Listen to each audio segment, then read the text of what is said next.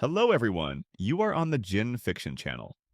Before we start, please give a like and subscribe to the channel. I would be grateful to everyone. Also, subscribe on Boosty. Enjoy watching. Summary. Naruto has been living in the village for 12 years. Minato survived the Kyuubi experience thanks to the sacrifice of the third. But Naruto still feels pain. See why. Naruto's point of view. I've grown tired of it, sick, and tired of it. The villagers' hateful and scornful looks, the hazing by the drunks, the shitty big empty mansion, the beatings, being ignored by everyone, all of it. Hello, my name is Namikaze Naruto. I am the son of the Yondaime Hokage. You would that this tidbit of knowledge would make that entire last chapter impossible, right? Wrong. You see, although I don't like to talk about it, I am the Jinchuriki of the Kyuubi no Kitsune, nine-tailed fox. Otherwise known for short as the Kyuubi. I know this because the villagers openly call me the Kyuubi brat. One night, when I was 4 and came home from being ignored, and scolded at the playground for trying to make friends, I asked my near-absentee father what they meant. He openly told me as plain and filled with as little emotion as possible. Because you have the Kyuubi inside of you. When my father told me this, I continued to ask him what it was, and he proceeded to tell me, in between swishes of sake down his gullet, the tale of the night I was born. At first I was horrified. I asked my father if I was the Kyuubi. What a big mistake that was. For that one question brought upon the most hurtful thing anyone in the village had ever said to me. Sometimes I'm not sure, with equally as less emotion as before. At first, I laughed at this. I figured my father, whom I found out later wasn't always a drinker, was being completely serious. To think that my own father, whom is the only person I thought loved me, or even cared for me, wasn't sure if I was an evil demon or not. From that point on I went onwards with my pointless existence. Every now and then I would pull a prank or two, maybe paint my name on a couple buildings. Just to get people to talk to me if they saw me on the street. Be they angry villager or not. By the age of 5 I determined to myself that I am in fact, a demon. And so therefore I stopped trying to be loved or nurtured. I knew it was never going to happen, so why try? And it's not like I could leave the village. I am the honorable son of the Hokage. I had Anbu watching over me 24/7, whom, I might add, are the bane of my existence, had they not intervened in every single beating near the end when I would finally begin to feel the sweet, sweet welcome of death. Unfortunately I couldn't even kill myself. Every time I tried, Kyuubi intervened. Drinking bleach, Kyuubi chakra coats the liquid and makes me barf it up so it can't touch my organs. Hanging, Kyuubi chakra lifts me up and surrounds my neck so it cannot break. Slit my throat, wrists, massively quickened healing. And now, I am 12, after failing the academy test for the 3rd time, thank you Mizuki-sensei, I am still not a ninja. I have decided to give up. Why would a demon amount to anything ever? Never. That's when, at least in this village, thanks to my absentee drunken father, I was able to sneak into the family dojo and learn a few basic Chunin Junin level ninjutsu, none of which have anything to do with the academy graduation exams. And now I am currently fleeing the village with 2 scrolls and enough supplies to last me until the next village or town. In my pack, in addition to food, I have the scrolls teaching rasengan, and another teaching hiroshin, my father's signature jutsu. I figure that I can go somewhere, probably Kumo, because Iowa is entirely too hostile towards my father, and trade them the jutsus in exchange for citizenship, maybe even shinobi status if I'm lucky. But hey, what can I, a demon, expect? I'm not good, never will be. I'll just be happy with being able to make a couple friends. Whether they be lifelong or fair weather. I'd have to say, looking back, my biggest regret, besides choosing to be born a demon, at least I think it's a choice, would have to be never talking to the Hyuga heiress. She seemed very nice. But then again, there were a lot of nice people in Konoha, just none of them were nice to me. Even my homeroom teacher Iruka hated me. He saved me one time when I went out to the forest to do something in order for some boys to be my friend, but something tells me it was on my father's order. Even though he would love to see me dead, he would hate to give the enemy ninja get the satisfaction of slaying the demon child and son of the Yondaime Hokage in one fell swoop. Needless to say, I had been planning this escape for a long time. I placed a shadow clone in my bed, awaiting my sure-to-be drunken father for when he discovers the missing scrolls. I escaped by using an earth-style jutsu I learned from my godfather Jiraiya one time to dig a hole that led to a little less than a mile outside the village walls.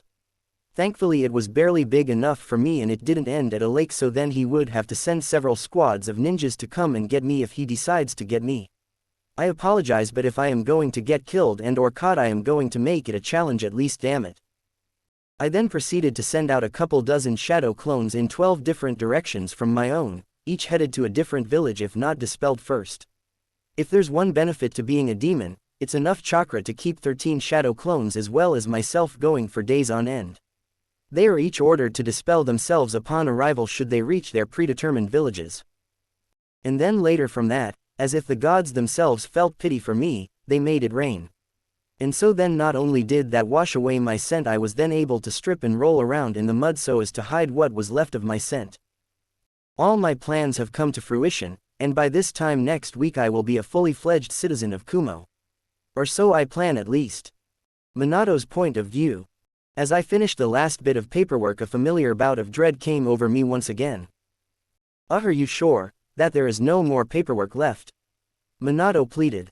Yes, Yondaime-sama, I am sorry, I know you loathe going home to see your so. The assistant paused as his lord raised an enraged eyebrow.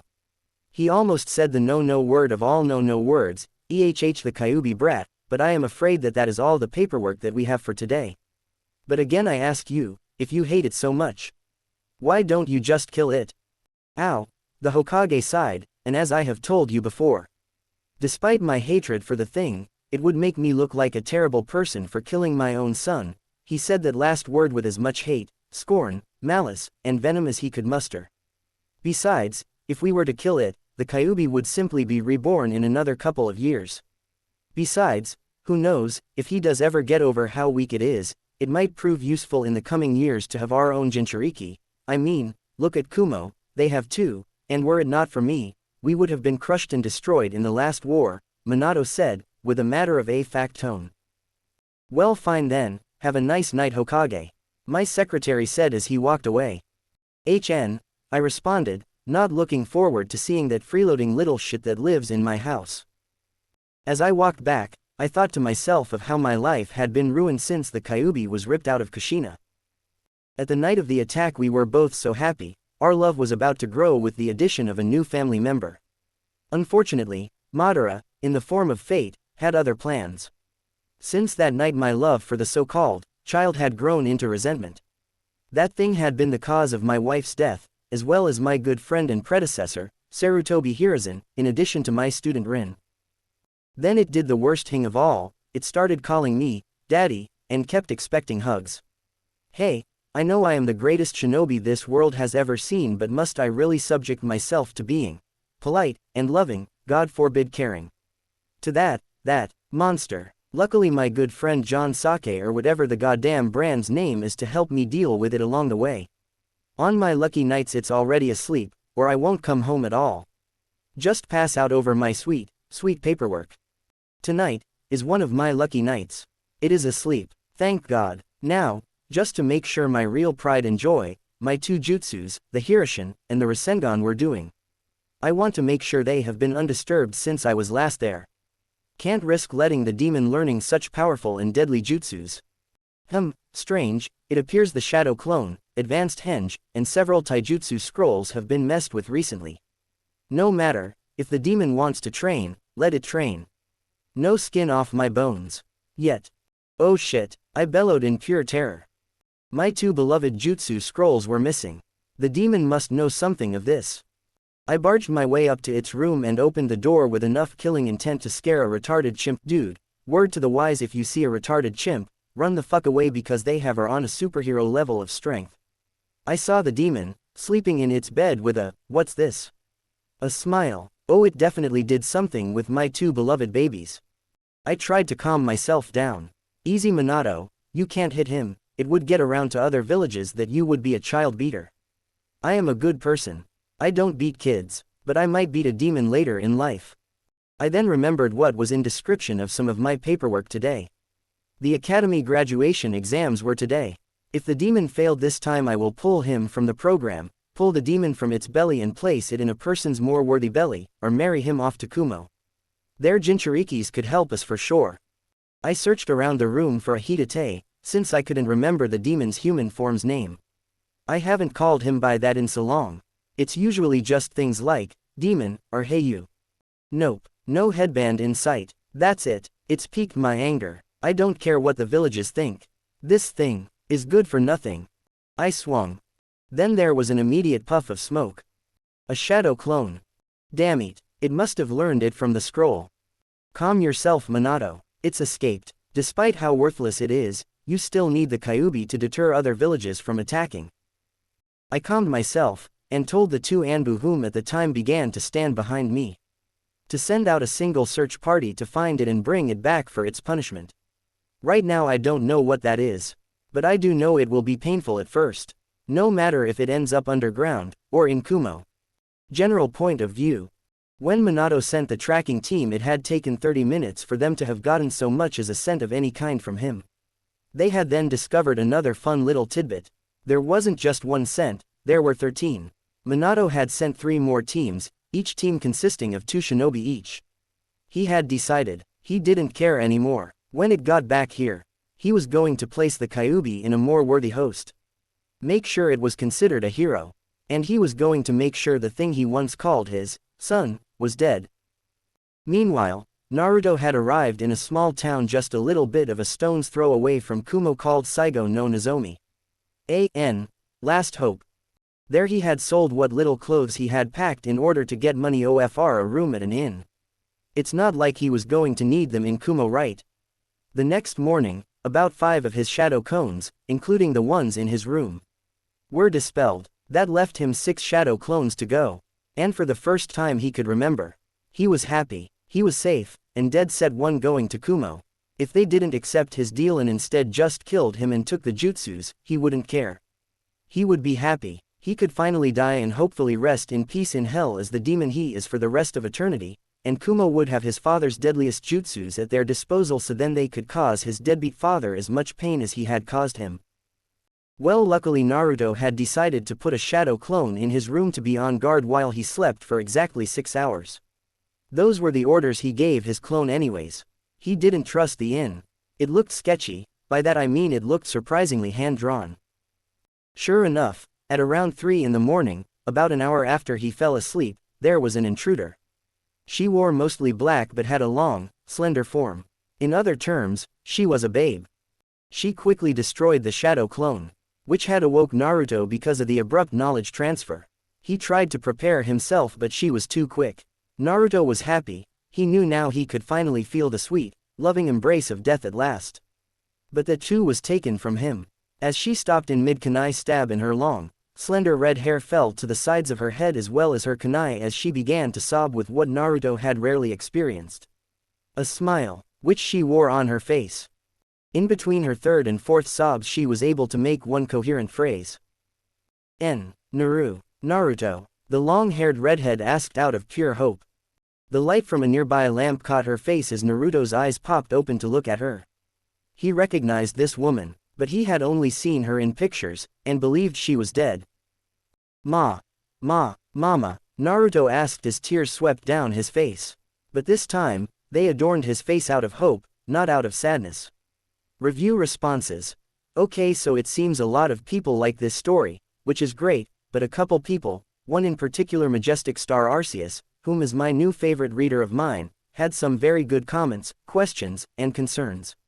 Oh god, I love people like that who ask such great questions. Okay, sorry, enough praise. So his question was basically a concern about whether or not this will become pure Minato bashing. FYI, it won't spoiler part here, warning. Let me tell you folks, if there's one thing I love in a story it's redemption folks, and let me tell you, Minato shall get his redemption. Another concern he had was about this being a harem. Ahem, let me tell you now, I absolutely loathe harems. This is not, nor will it ever be a harem. No, in fact, and you will remember the first chapter he made reference to hinata. That's right bitch, Naruhina, all the way. Warning, spoilers over, continue to read this shit safely. Recap. When last we left our young hero, he had just escaped Konoha and his neglecting father and met a strange woman who made him say the word. No, it's not molester. Mama, Naruto asked, a strange mixture of hope and fear in his voice. Yes Naruto, yes baby, it's me. Kushina said as she charged towards her long-lost son and captured him in a warm embrace. Naruto was then frozen. What is she doing? He had never had anyone hug him before, or even do so much as shake his hand. But he knows this is his mother. How should he react? I mean, he's a demon, even his own father despised him. But is his mother any different? He was too afraid of getting beaten again by touching her. So he just stood there. Kushina picked up on this. What's wrong, my baby? Kushina questioned. Kushina was worried. Was he not happy to see her? She can understand, she's been absent for the vast majority of his life. She needed to explain. Okay, I understand Naruto, Kushina started. She then took a deep breath. Okay, here we go, she thought. Naruto, I know you must be confused, and angry with me. But you must understand that I had no idea who I was or what was going on until I saw your beautiful, handsome face. As Kushina said this, she cupped her son's face by the cheeks. You see, on the night you were born, it was very hectic. Looters were running rampant in the streets. Flashback. I know, I hate them too. But I couldn't think of anything else. I promise, little to no more flashbacks after this chapter. The night is October 10th. Kushina is tired and weak from both giving birth to a beautiful baby boy, and having the Kyuubi be ripped out of her. For those keeping score, that's 2 things coming out of her in one night. She was panting in hers and Minato's home. Her husband had just taken their son to make him the new Jinchuriki for the 9-tailed fox. She knew he would have a hard life ahead of him, her being the previous Jinchuriki for it. But it would be okay because she would be there to comfort him. Then, all of a sudden 3 men charged into her house. Hey, isn't that the Hokage's wife? Asked one evil bastard. Yeah, I think it is, said the second evil bastard. What do you say we have some fun with her? Asked the third evil bastard. Ah yeah, let's get going, said another evil bastard from before. Kushina felt pure terror. These men wanted to rape her. But luckily, she was a capable ninja. In a matter of minutes, a few things happened. 1. Kushina fought back the intruders to her home. 2. Naruto became a Jinchuriki. 3. The 3 intruders had their most precious possessions taken away, I'm talking about their dicks, and 4. Kushina didn't notice the man behind her knock her out cold. And 5. The Namikaze residence was burned to the ground. Flashback end. And by the time I came to, I had forgotten who I was and a strange man told me he had rescued me from an evil place, Kushina started. Tears began forming in the corners of her eyes, and he convinced me I was a petty criminal. And that he would let me live if I worked for him. Kushina finished. The tears in her eyes fell free from her eyes' grasp and she couldn't tell if they were caused by the memories of all the awful things she'd done and been a part of, or joy because that was all over now, she'd be protected by her fantastic husband and sure to be strong boy. Then something in her head clicked. Where is his headband? Why is he so far away from home? What is in those scrolls? He must have ran away. But why? To look for me. Surely Minato can't have mistreated our baby. I'll just ask him. Naru-chan, why are you so far away from home? Are you on a mission? You didn't run away, did you? Kushina gasped a little bit as she said that last part. All Naruto could do was nod. He tensed his muscles, preparing for a beating from his long-lost mother. What happened, Naru-chan? Why did you run away? Kushina asked. She made a point to keep using the nickname. She saw him tense up and knew what he was expecting. She was a Jinchuriki once too. Naruto felt nothing but pure fear at that point. Fear of being beaten to the point where he would feel only pain and not be allowed death. Fear that his mother would just reject him as his father did. Fear that his only hope of not being alone would be yoinked from him by the will of the gods. He is a demon, nothing will change that. Who is he to say that he deserves happiness? Naruto began to speak. As he spoke he wielded a stutter that would make Hyuga Hinata swell with stutterer's pride. BBBB because daddy ha hates me. Naruto finally stuttered out. As Naruto spoke, Kushina felt a tidal wave of emotions wash over her. First she felt anger. How could he hate our baby? Because of the fox. She thought she married a better man than that. Sadness, because he must have had a harder life than her. She only had the fox since when she was about 8 or 9, when the Shodai's wife died. What? Why? Kushina asked, anger, loathing, and a hint of sadness evident in her voice. Naruto became overwhelmed with fear at this point and did what he always did when he thought somebody was angry with him. He curled up into a ball to wait for the pain to stop. Kushina, realizing this, immediately burst into tears and wrapped his entire body in a warm embrace around her arms, while slowly whispering over and over again into her son's ear, "I'm sorry." As she did this, Naruto wasn't sure what to do but thought that even though this person might hurt him later on, it was worth the risk to feel a little amount of comfort, if even it was for a short while. And he allowed himself into the hug as tears once again adorned his face. These weren't tears of pain, my friend. Oh no, no, no, no. He had long since outgrown crying out of physical or emotional pain when his father hadn't visited him after getting crucified by a bunch of radicals on his birthday. No, these were tears of relief, tears of joy. There was finally a person to be able to tolerate hugging him. He had had people whom were nice to him, like the people at the ramen stand, and his godfather Jiraiya. But he was only there once every few months, and all he did then at most was ruffle his hair, go peep on some girls and go to sleep. Not exactly a father-son replacement relationship. Finally, after about 30 minutes of just holding on to each other, as if they were to let go they were never to see each other again, Kushina spoke. "He hates you because of the Kyuubi, doesn't he?" Kushina asked, a little sliver of hope left for her husband. Maybe their son had the wrong idea, that he had been neglected because of her husband's work as Hokage, instead of the obvious. All Naruto could do was nod. He was still tense from before. He was prepared for the beating of a lifetime. This woman knew about the Kyuubi. Maybe she didn't know before. After all, even a mother could not be capable of loving a demon. Demons didn't deserve love. Demons were only allowed to experience hate. Naruto would have loved to dish out hate, but he refuses prove people right about him. With that simple action, Kushina's heart sank. How could Minato hate Naruto, for one, something he had no control over, and two, something that she, his so-called lifelong love, had once been? Then, something, as they say, went off in Kushina. After she had given Naruto a swift, strong, reinforcing hug, she had formulated a plan, a very simple plan. And by the end of it, Minato would have been severely punished, and Naruto would finally have a family.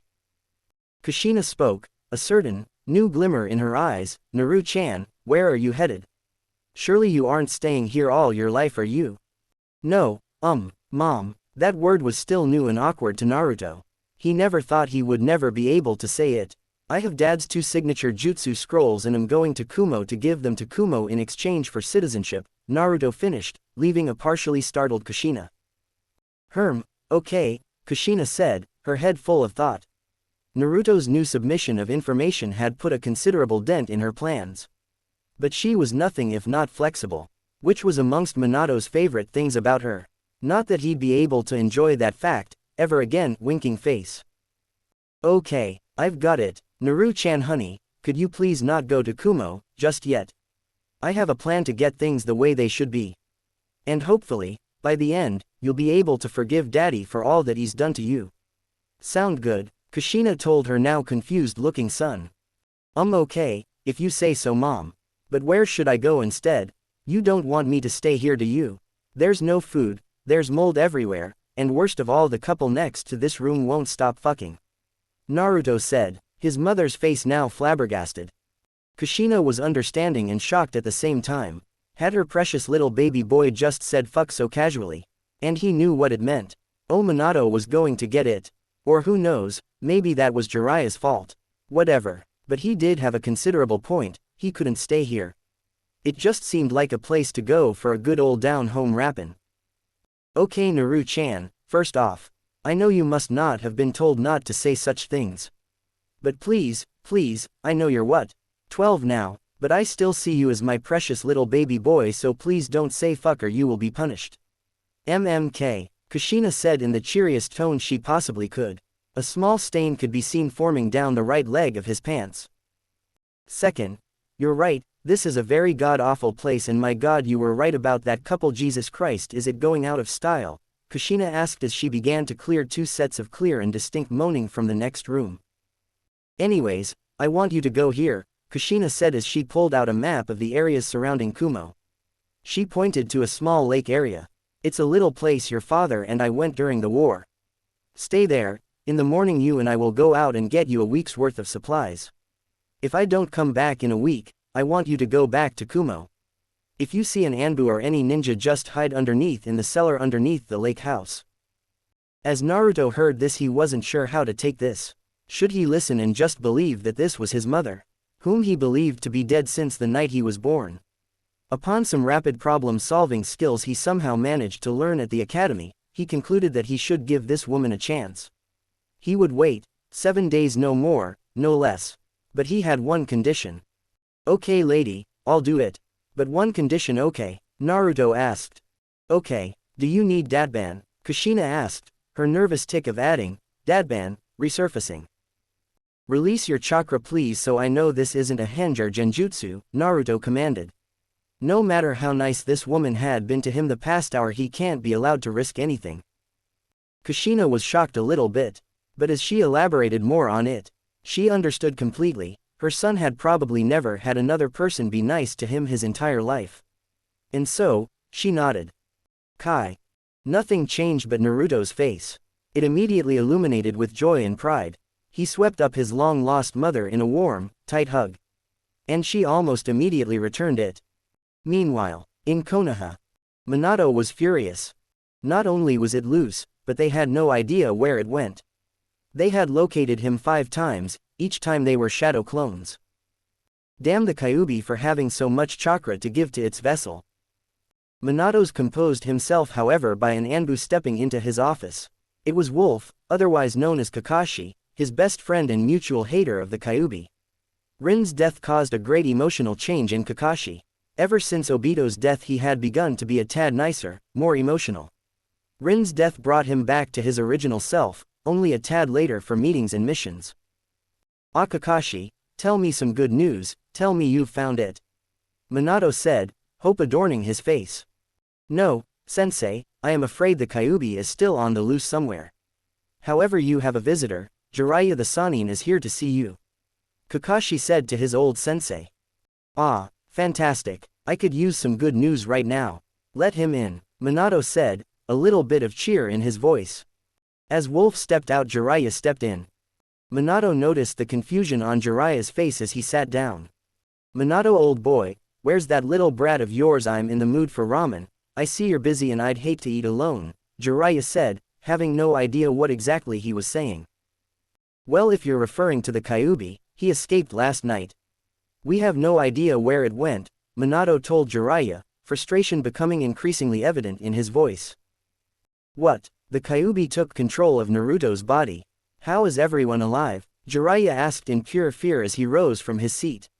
No sensei, the Kyuubi didn't take over its vessel's body, it just ran away somewhere. Hopefully we'll find it dead if it knows what's good for it," Minato said. Fury and hate all but surrounding his voice. "How could you say that, Minato? He's your son," Jiraiya said before massaging his temples while pausing. "I will leave my reports with your secretary from now on." He got up and waltzed towards the door. "You have lost your right to call me sensei based on your actions here. I told you to aim for peace. One cannot provide peace if hatred exists in his heart," Jiraiya said before he finished walking out the door and handing his report to Minato's secretary. "Damn it, Jiraiya, how could you not understand? It killed your sensei after all," Minato thought, then continued on with his paperwork. Deep in thought. And he just had to look and act so much like Kushina. "Oh God, why did you have to take her from me?" Minato yelled to himself as he collapsed his head and arms on his desk. His face slowly becoming riddled with tears. The next day as Jiraiya sat down at Ichiraku's ramen bar, he was deep in somber thought. How could Minato have fallen so far? Did I do this to him? Oh God, poor Naruto. I must be a horrible godfather to have allowed him to go through this. Jiraiya's thoughts were interrupted by a certain redhead in a trench coat going to sit next to him. "Hey there, Ero Sennin," Kushina said in a cheery voice. Jiraiya turned his head immediately, half out of hope, half out of shock. "Kushina," Jiraiya practically yelled. Now a lot of people had a problem with the grammar in the last chapter. I would like to formally apologize for that. The last chapter was written post-haste because I was stuck by inspiration, and well, you know how it goes, when you're on a winning streak in Vegas, you never think. So from now on, I will be going over the grammar in my chapters. Sadly, this will postpone the release of my chapters from now on, so I won't be able to update as quickly as I used to. Now I would like to thank a few people for pointing out a few plot holes, and one person brought up a good point. The travel time in relativity to distance in this story is not accurate at all. You're right, but here's the thing. Do you guys really want to read about a character running, walking for 5, 6 days, weeks? I didn't think so. As for the rest of the plot holes underlined in this story, I'm told there are few. I will try to address them in this chapter. Please forgive me for my laziness. Recap. Last chapter, Jiraiya, still pissed off at Minato for his attitude of the poor boy, went to Ichiraku. There, he met everyone's favorite redhead. When last we left off, Jiraiya's jaw was still on the floor. Jiraiya passed out. Luckily he landed on another empty stool behind him, so his old Tsunade wounds weren't disrupted. Kushina laughed and then ordered her ramen. She would talk to him when he woke up. When Jiraiya woke up, he saw a humongous cluster of red talking to the Ichiraku family. At first he thought the purple thing from McDonald's had a cousin and preferred ramen. Naturally he assumed it was a dream, so he didn't go any further and ordered his ramen.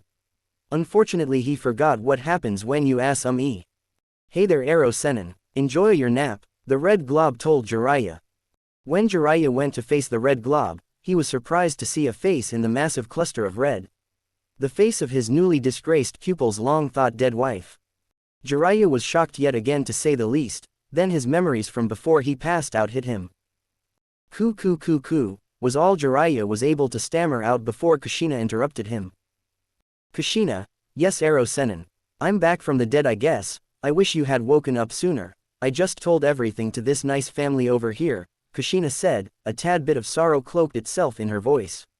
I really don't feel like explaining again. Ayame-chan, you remember what I told you, right? Hihi. Hi Kushina-chan, the ramen maiden said. Good, tell Arrow Sennin what I just told you while I enjoy my ramen, would you please? Kushina asked. She had just ran all the way here from Lightning Country to tell her husband off and get their family back together. But she wasn't stupid enough to do it on an empty stomach. Jiraiya was starting to get annoyed. Kushina had called him pervy sage, while he agreed that name fit him. It didn't mean he liked it. Being as Kushina called him that the first 2 times, he was still in shock, but upon coming out of his initial shock, he was about to get mad and yell at the redhead. But then he remembered her red, hot fury-filled punches and decided against it. His head already hurt emotionally, he didn't need it physically too. So as Kushina stocked up her stomach for what she was sure would rock Konoha on its very foundations, Ayame told the Toad Sage all about what Kushina had told her, with Kushina adding little tidbits, here and there. At the end, Jiraiya just wanted to make sure he heard everything right and decided to sum everything up for his own sake. So let me get this straight. You forgot who you were, and what you did, when on the night of the Kyuubi attack you were hit by bandits. Jiraiya paused, still processing the information he had been given. And they told you that you were a bandit. And since then you've just been robbing people ever since. Jiraiya paused again.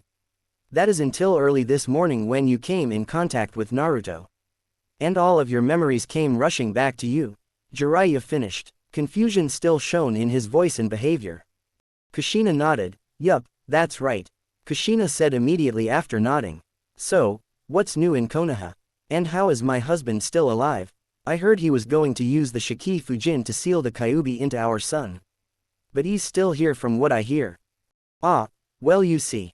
Sensei saw Minato about to use the seal, then shortly argued with Minato about not leaving you and Naruto alone when Naruto was a Jinchuriki. Jiraiya started, then took a good slurp of ramen so as to pause for dramatic effect. This would be his revenge for her calling him Arrow Sennin.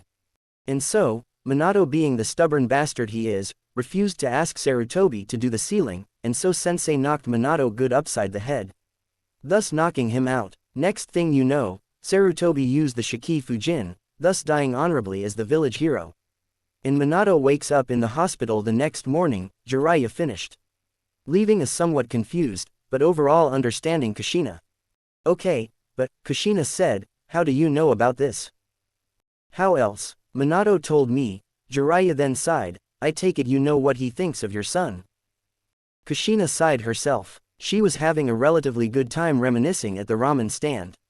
But then her reason for being there reared its ugly head again. Yeah, and I'm about to go and talk some sense into him, Kushina said somberly. Then, her voice found a little excitement. "Wanna come and watch?" Kushina asked, leaving Jiraiya a tad bit dazed, but nothing if not intrigued. Jiraiya nodded. "Well then let's go," Kushina said as she pumped her fist in the air and headed towards the Hokage Tower with Jiraiya. While Kushina and Jiraiya were catching up at Ichiraku's, Minato was busy making a desperate last-ditch effort to find the Kyuubi vessel. "Welcome Team Kurenai," Minato started, "and congratulations of becoming Genin U3. Kurenai then decided to speak up for her team. "Excuse me, Hokage-sama, but why are we here? Usually new Genin teams spend the first week or so training, getting to know each other. Not doing missions as this summons suggests." "I understand completely Kurenai, however this is a very special case." As Minato told them this, the new Genin gasped, "You see, the KYR kid has ran away." Hinata spoke up. She was aware the Hokage had a child. In fact she was quite smitten with him. So much so even her father noticed.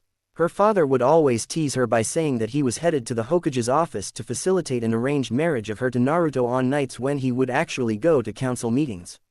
"Of whom are you speaking, Hokage-sama?" "My heir, son of course," Minato told the team, eliciting a whole new slew of gasps from the rookie tracking team. Yes, he ran away about 2 days ago, and I'm very worried about him." "Yes, worried, very much so," the blonde Hokage said, trying to seem worried as a proper parent should. Kurenai knew what was going on almost immediately.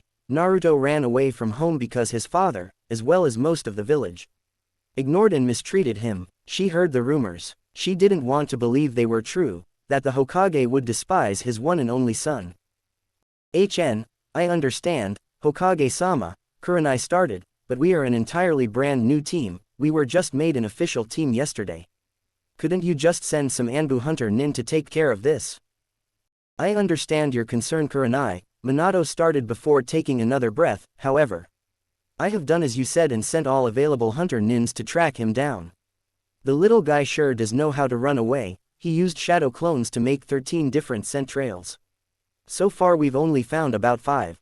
Maybe more. I haven't received an update since around 1 o'clock this morning. I can't afford to send any more Anbu to track him down. I need them here in case of an emergency. A good Boy Scout is always prepared for anything." Minato continued, "That being said, I noticed your team specializes in tracking and reconnaissance.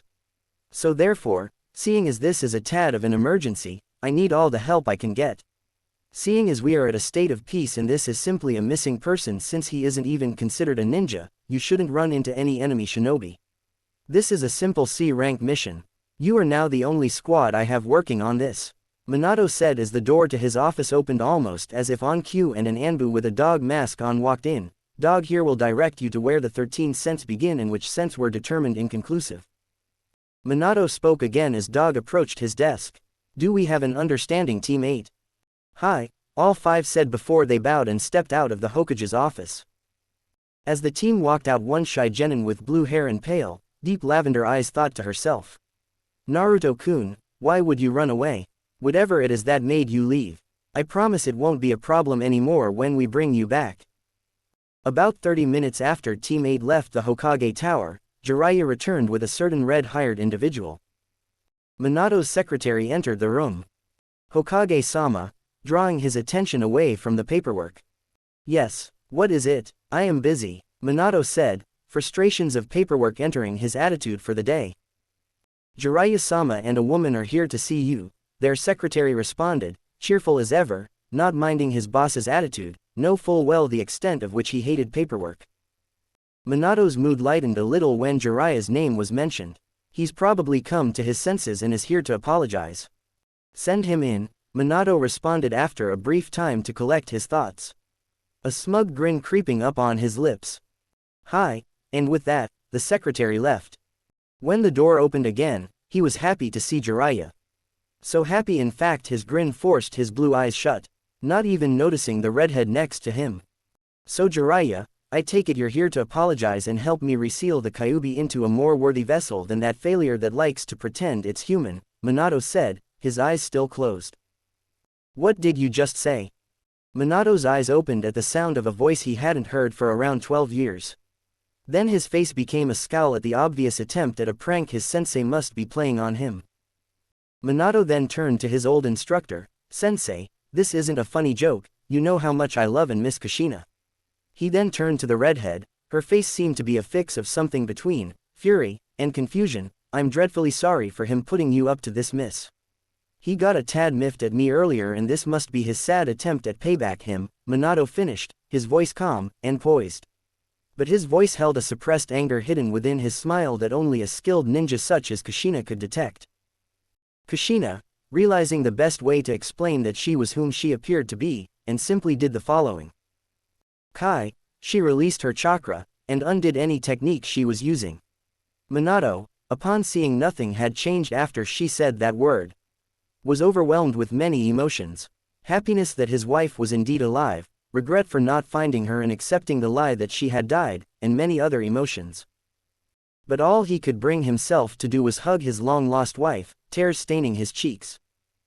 Kushina noticed this and desperately wanted to hug him back. But before she could give in she remembered why she was here. To rain the pain on Minato for neglecting and despising their little bundle of joy. And, to ultimately, bring their family together again. As Minato noticed she didn't return the hug, he retreated from her arms and looked at her. What is it, Kushina? Are you not happy to see me? Minato asked in a hurried, rushed tone. Yes, Minato, but not very much. I heard what you have done to our son. Kushina blurted in frustration and anger because she couldn't be there to stop the mistreatment of her son. No, Kushina, you don't understand, he's not our son anymore, the Kyuubi has corrupted his soul. The council has told me so. Minato pleaded to his wife. Kushina's face became scrunched with anger as she pushed her way out of her husband's arms. Horseshit. Who are you and where is the Minato I fell in love with? Kushina said as tears started to form in her eyelids, but she refused to let them see the light of day as she shook her head in anger. My Minato would have never listened to the council, and he loved me dearly, even though I had the Kyuubi inside of me. Minato then looked down in shame. It took his wife abruptly yelling at him to come to his senses. But only for a moment, as he remembered who she was. He wondered where she was all this time. Oh yeah, well, where have you been, Kushina? We all thought you were dead. Minato sat down on his desk as his face fell in his hands. He continued. I was so worried about you. I just knew you couldn't have died so easily, but then, Minato repeated himself, as if wanting to avoid saying some heartbreaking memory. Then, he started to act just like you. Minato stopped for a second. Something was coming from his face. Was it tears? Minato began sobbing, speaking in a hiccuped fashion. I couldn't take it, Kushina. Everyday hiccup, he just reminded me of you, hiccup. I couldn't take it, hiccup, I just. Minato was interrupted as he howled from grief. I just resorted to hate. Minato yelled. He yelled it as though if he didn't say it then, he never would. I thought that if I chose to hate hiccup and ignore him sob, it wouldn't hurt as much. Minato said in a state of pure grief. Minato continued. He seemed to have composed himself for the most part as he took one big deep breath and faced the two again. Jiraiya's face full of shock at his student's confession, his wife had the same scowl, it somehow appeared as she was angrier than before. After some time, I began to want to ignore him so much, I made him fail the academy test 3 times. Just so I wouldn't see him for mission reports and assignments. However, as expected of our son, he passed with flying colors each time, Minato continued. Both of the other room's faces scowled even more so than they were earlier. How could he do such a thing? Minato continued, averting his eyes once again from the judgmental sets of eyes across the room in the chairs. I know it was wrong of me to do so, but it was all I could think of to keep from being reminded you were gone. Minato raised his head and looked into the angry eyes of his wife as he continued to speak. I just love you so much, Kushina, I couldn't take the thought of being without you. The village just made it so easy to hate him. Minato was about to continue to speak when he was interrupted by the yelling of his enraged wife. I didn't give a damn, Minato. Kushina yelled. She immediately gritted her teeth after she was done speaking. You are his father. Kushina then took a deep breath. While I am touched that you took losing me so harshly, it does not justify ignoring your son. Kushina paused and took another deep breath. Minato, you do not know the pain it is to be a Jinchuriki. It literally means, the power of human sacrifice. People look at you in disgust and hate. In some cases, they are beaten by the villagers, our son included. He told me, Kushina said in a surprisingly calm voice. Kushina then walked past Minato's desk and looked out the window as she spoke once again. In all Jinchurikis, there is a hole in their hearts. The only thing that they desire is something to fill that hole. Sarutobi took your place in the sealing process believing that you would fill that hole. Kushina sighed and took another deep breath before continuing. And yet, you ignored him. Try putting yourself in his shoes, would you? If your own father, the only person in your life who is expected to love you unconditionally. And yet, you despised him so. Kushina was about to begin speaking again. Minato interrupted her. I know, Kushina, please forgive me. I will make amends when my ninjas bring him back. He will be instated as a fully fledged genin and I will train him every day and take him to ramen afterwards every night. Just please, forgive me. Don't be mad at me. I don't know what I would do if I were to lose you again. Please, don't be mad at me. Minato began to cry again. Don't leave me again. Kushina bent down to his level and spoke softly, oh, Minato, poor, Minato-kun. Minato's head spiked up at the honorific as she continued speaking. I'm not angry at you, Minato sighed in relief. They both stood up and looked into each other's eyes as they held hands. Kushina soon spoke again. Minato, I was angry when Jiraiya had me be a guest star in one of his perverted books. I was angry when you rasengan our shower after you couldn't get the hot water to turn on. I was angry when you called me fat as a joke when I was 8 months pregnant. Don't do that, fellas, ever.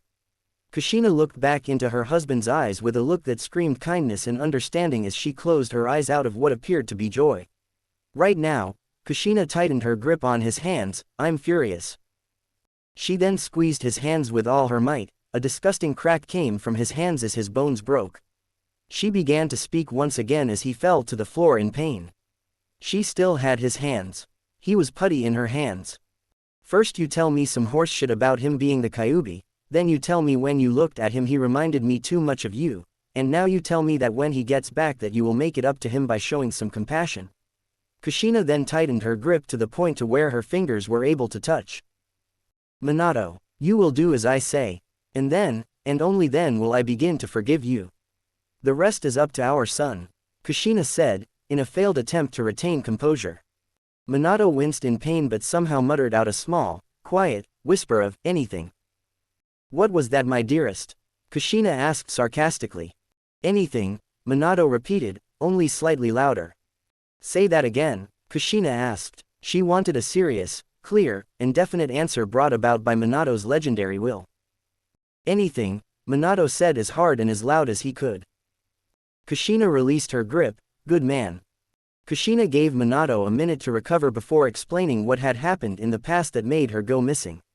After she was done, she started to tell Minato what he could do to begin to redeem himself. You will do this. When Naruto and I get back, only I can go get him. You will announce your sin to the village. And announce just how wrong you were. You will then step down as Hokage. Kushina was interrupted by Minato. What, Kushina-chan, I love you, but do I really need to give up my position as Hokage? Minato pleaded. Kushina was quick to answer, yes Minato, you very much are. The way I see it, how can you be prepared to protect the village if you failed to protect your only son in his time of need? He needed you Minato, and you just turned your back and rejected him. Now if you even want to begin to seek redemption in my eyes you will keep your mouth shut and do as I say. Minato nodded as he sat back down, defeated. Good. Now, as I was saying, you will appoint either Jiraiya or Tsunade as Hokage. I am certain the council and the daimyo will be fine with your choice. As per your resignation, tell them to bring all complaints to me and my blade. Kushina said that last part while unsheathing a katana. Kushina continued, also, before you resign you will instate our son as a genin of Konoha. I think that's fair, seeing as he passed the test 3 times. Do all these things Minato and you will have begun your path of redemption. The only person left to apologize to at that time is our son. Yes, my love, I shall do all of these things. And I shall get our son to forgive me. In this, I promise. Minato said as he got up. Meanwhile, as Minato and Kushina were having some hardcore family drama worthy of the Entertainment Channel, Team 8's first mission led them dangerously close to Kumo. They then stumbled across a small cottage by a lake. It was getting late, so they decided to see if whoever was living there would let them spend the night. They chose to have Hinata ask whomever was living there, as she had special training in being polite and poised for her clan. Hinata knocked on the door. No answer. She knocked again, same thing. She continued this process until the door finally creaked open and she saw a small figure huddled up inside of a closet with her Byakugan. Hinata gasped. She then spoke softly as she got closer to the closet where the figure was hiding. "Enna Naruto-kun, is that you?" Hinata saw the figure tense up as she mentioned the name. Naruto's point of view. Oh crap, she found me. Damn Byakugan. What do I do now? Do I act like she didn't see me? Should I come out and explain my situation? She always was the nicest to me back at the academy, but I don't think that she likes me that much. She was probably just trying to get in good with the Hokage's son. Not that I minded it. Okay, I've got it. If she sees me, I'll just knock her out. No, that will never work, she's probably scouting ahead for her team. God, I wish I was smarter, then maybe I wouldn't be in this situation, I'd just be doing missions with my team. Oh well, Naruto, shake it off, now's not the time to feel sorry for yourself. Now is the time to think of a plan. Okay, I got it.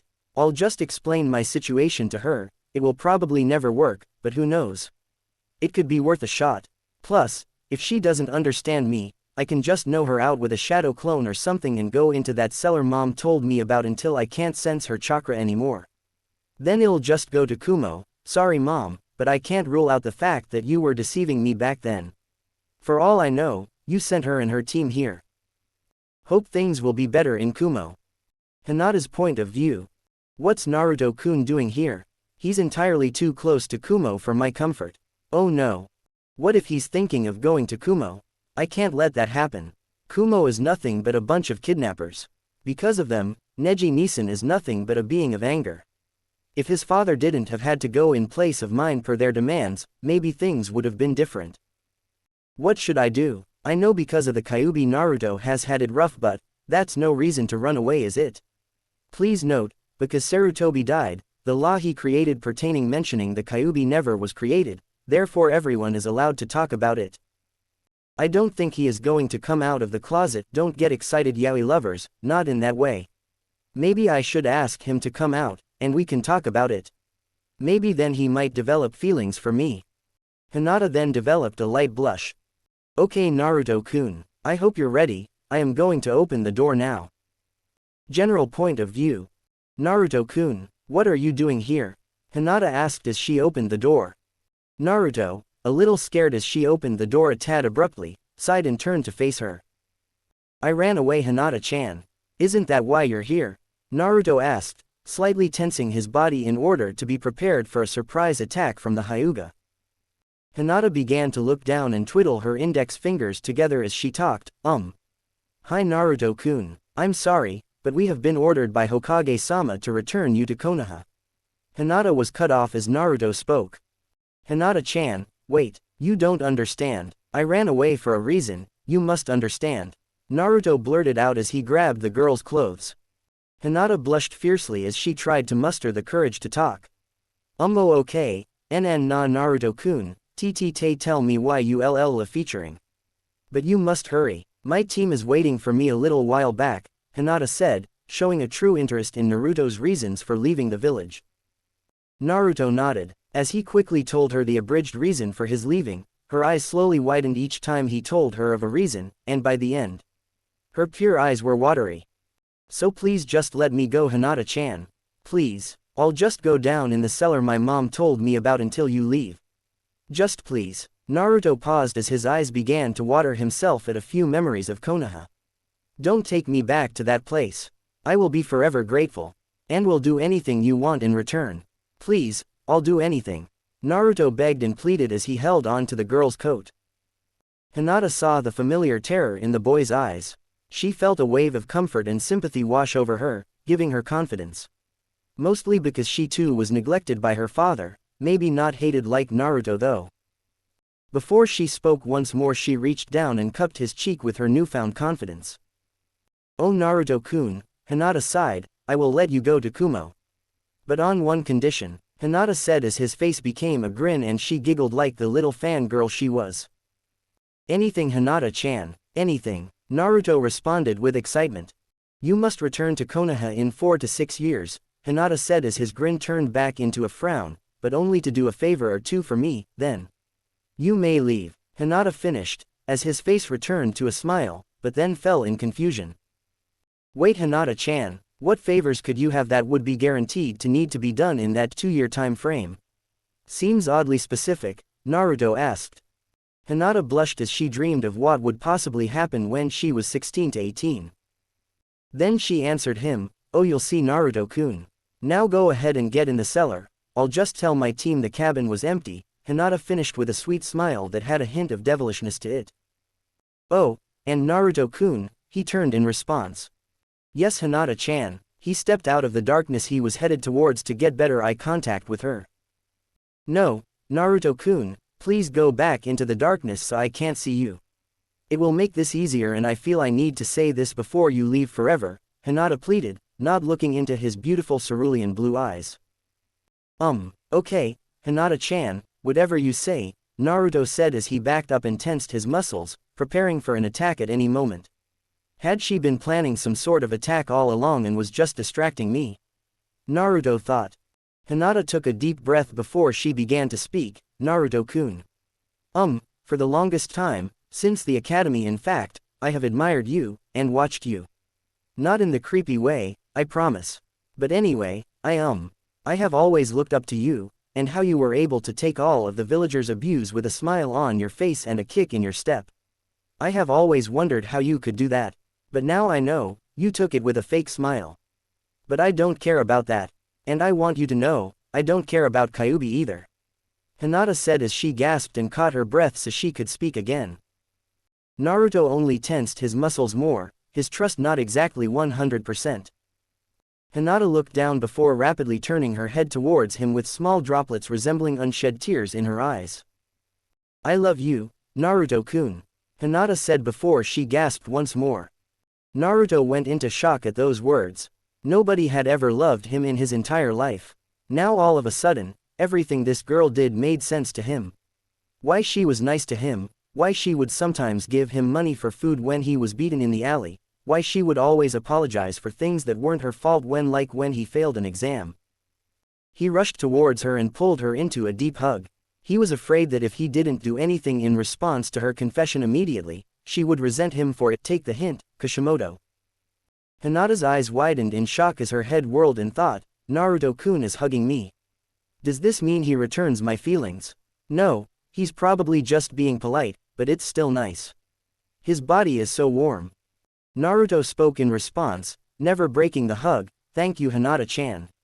And while I cannot say I return you feelings, I can say that that's the nicest thing anybody has ever said to me, also the first time somebody has ever said to me." As he finished, Hinata's eyes widened in shock. Nobody had ever told Naruto-kun that they love him. That's so sad. My father has never shown any interest in me, but he at least says I love you. I honestly think he's just disappointed in my skills is all. I wonder. Hinata spoke up. This next sentence would be the boldest thing she had ever said apart from her confession. Naruto-kun. Is it all right if I kiss you? Hinata asked, an obnoxious shade of red overcoming her features. Naruto was shocked at the offer, and the strange thing was, he was just about to ask the same thing. Naruto then nodded. As their eyes closed and their lips touched, only one word could describe it, right. It just felt right to the two of them. And as the two had never kissed anyone else before, they felt as though they had done it 1,000 times already. At this, Hinata couldn't help but get even more excited. For 4 to 6 years from now, anyone want to guess what her favorites are? That was nice Naruto-kun. Thank you, Hinata said with her eyes closed, averting his gaze so as not to faint. No Hinata, thank you. That was amazing. I can't wait for 4 years from now, just so I can see you again. Naruto responded with a massive grin on his now reddened face. Meanwhile, in Konoha, Jiraiya, Kushina, and Minato were still in the Hokage's office as Jiraiya thought of a new addition to Minato's redemption punishment. Tell me Minato, does the general populace know of Naruto's disappearance yet? Jiraiya asked with a devilish grin on his face. No, I made a point not to tell anyone. Why? Minato asked. As he nodded, Jiraiya motioned Kushina over and they began to whisper together in secret until they broke apart and faced Minato with a stoic expression. What? More punishment? Minato asked. Hi, Kushina said. What is it, my beautiful wife? Minato asked, trying to alleviate at least some of the torture he would have to go through in order to receive his redemption. I will take over as Hokage for the duration of this punishment. You are to walk around town for at the very least a week in an advanced henge as your son, so as to experience just exactly the type of pain that he is subjugated to. Then, at the end of the week, if he still isn't back, you are going to do this every day for 6 months. If he still isn't found and I don't deem you worthy of this redemption, then you will continue to go through this process until I say you are worthy, understand? Kushina explained in a stern voice. Minato gulped out of terror. He nodded, he knew this needed to be done. Good, I want you to start immediately. Make sure you have a very good henge and can't be detected so as not to ruin your punishment, Kushina said in a cheery tone. Minato then activated a henge and looked exactly like his son. Kushina then decided to speak up. Okay, Naruto, here are the rules for your punishment. Rule 1. While under the transformation you are to act exactly like our son. Rule 2. While under the henge, if you are attacked you are not to fight back, because 1. You could accidentally kill someone and 2. Naruto never fought back from what that sadistic bastard Kakashi told me. Remind me to kick his ass good before we're done here, by the way. In Rule 3, you are not to dispel your henge for any reason. I know you might feel anger towards the villagers, but you can't undo your henge, or go out of character, because then you will get found out and ruin the experiment. Okay, Kushina finished while gasping for breath.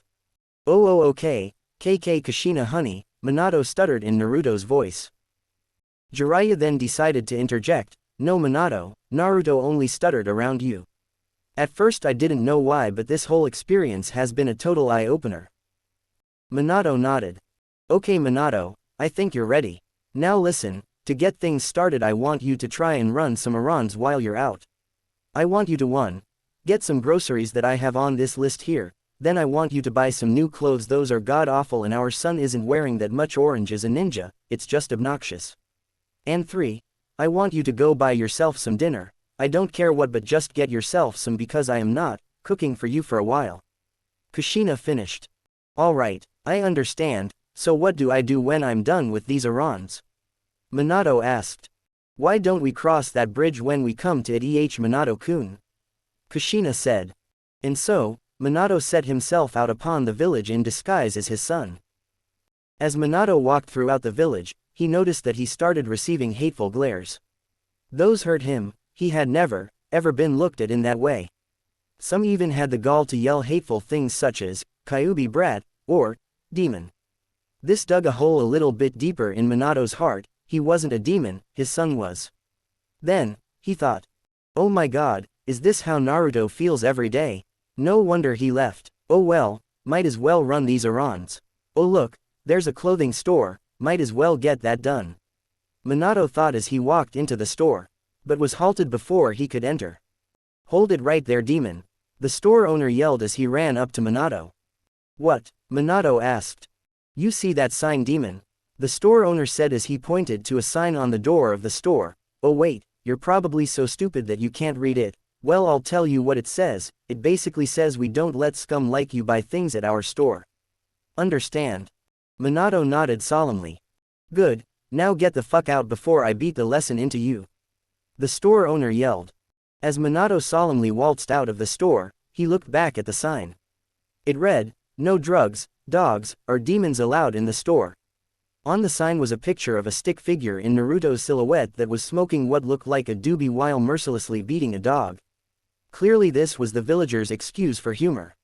So then Minato went out in the search for another clothing store, but as he walked down the street, he noticed a lot of stores had that same sticker on their door.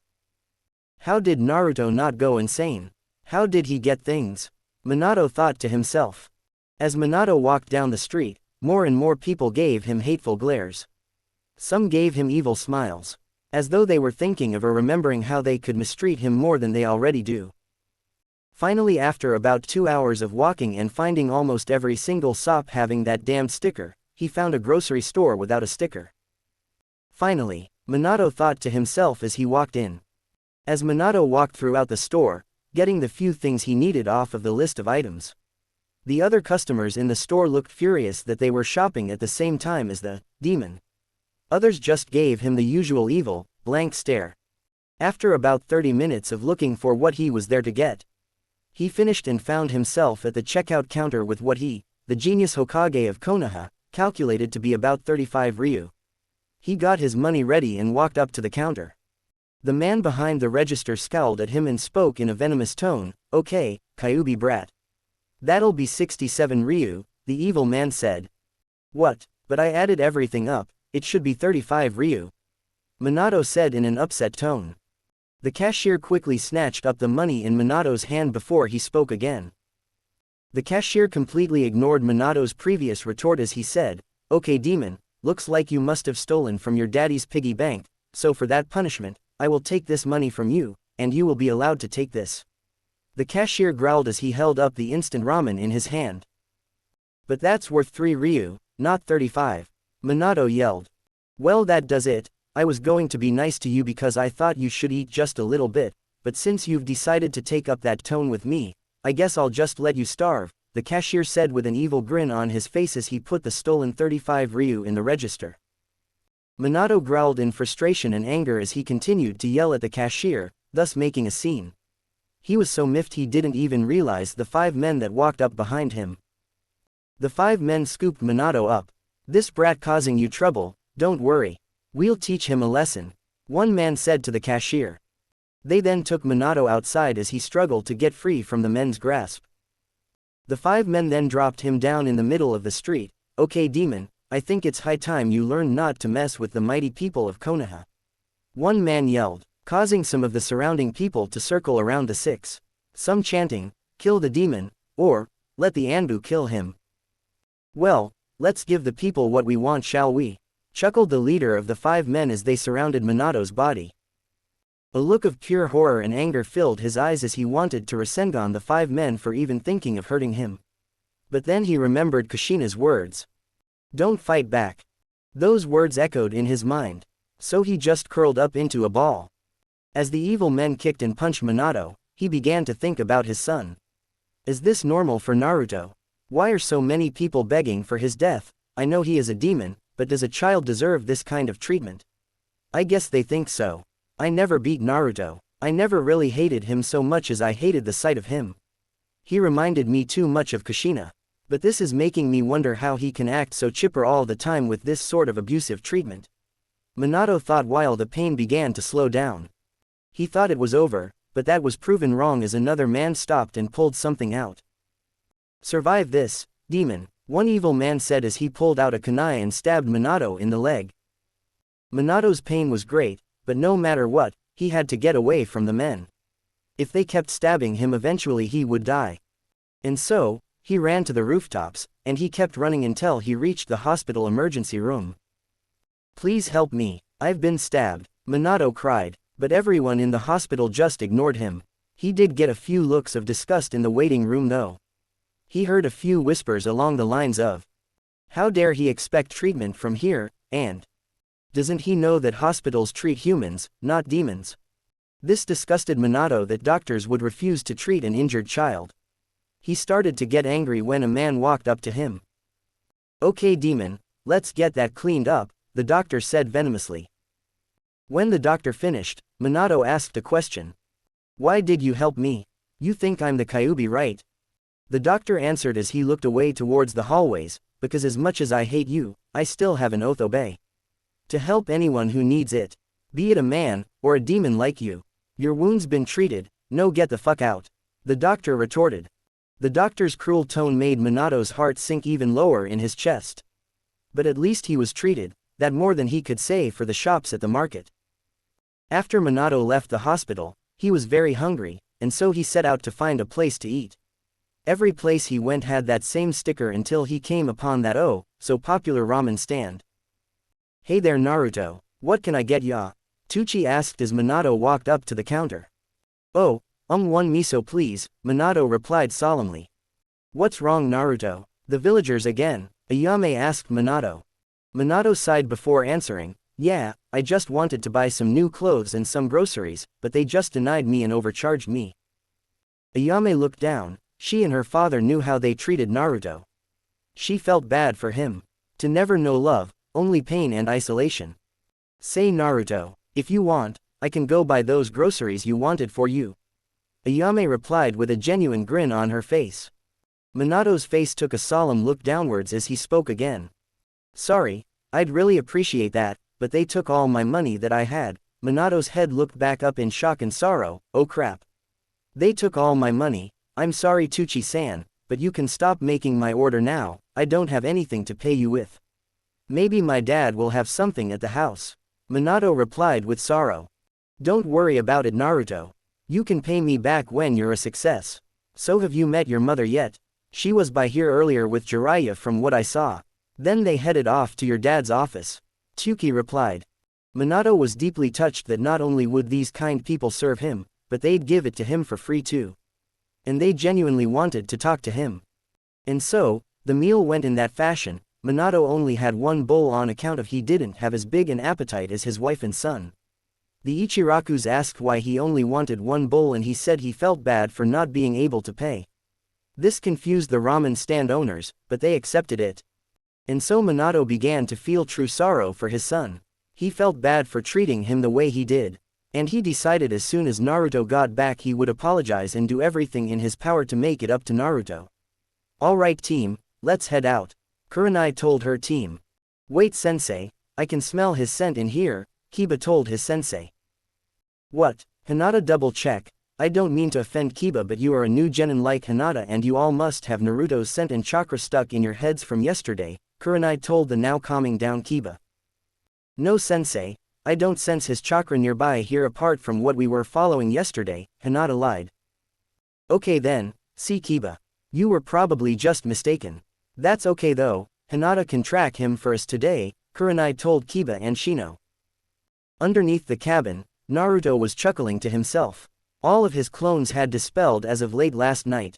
They were going on a wild goose chase.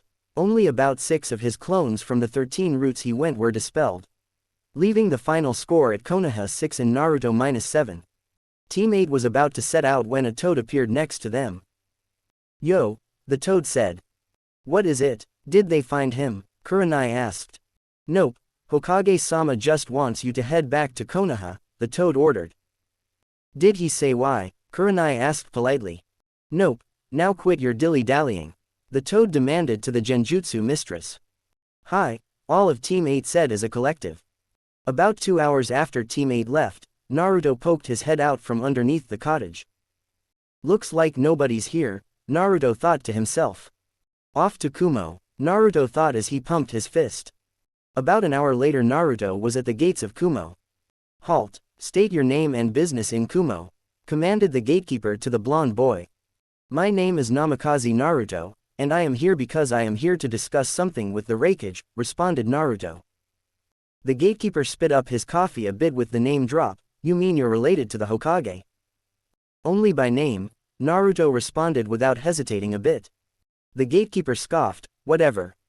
Here I'll get someone to take you to his office, the gatekeeper said to Naruto.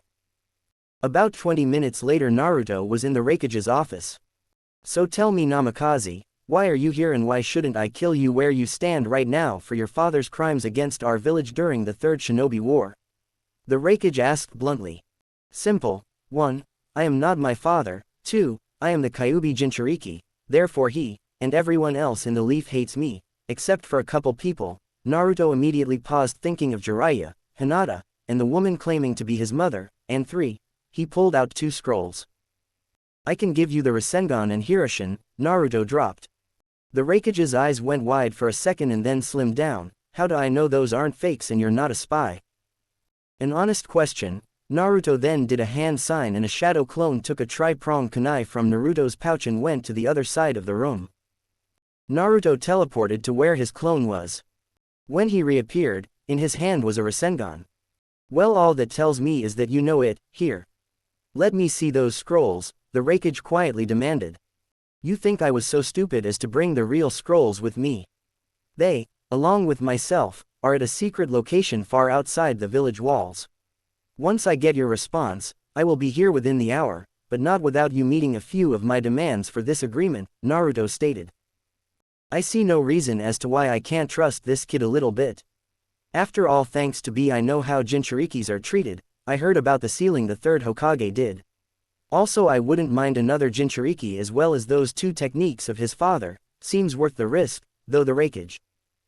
Alright boy, I can see you can do them. That tells me you can at least teach us the techniques. Also, I wouldn't hate another Jinchuriki in case of a time of war to protect the village.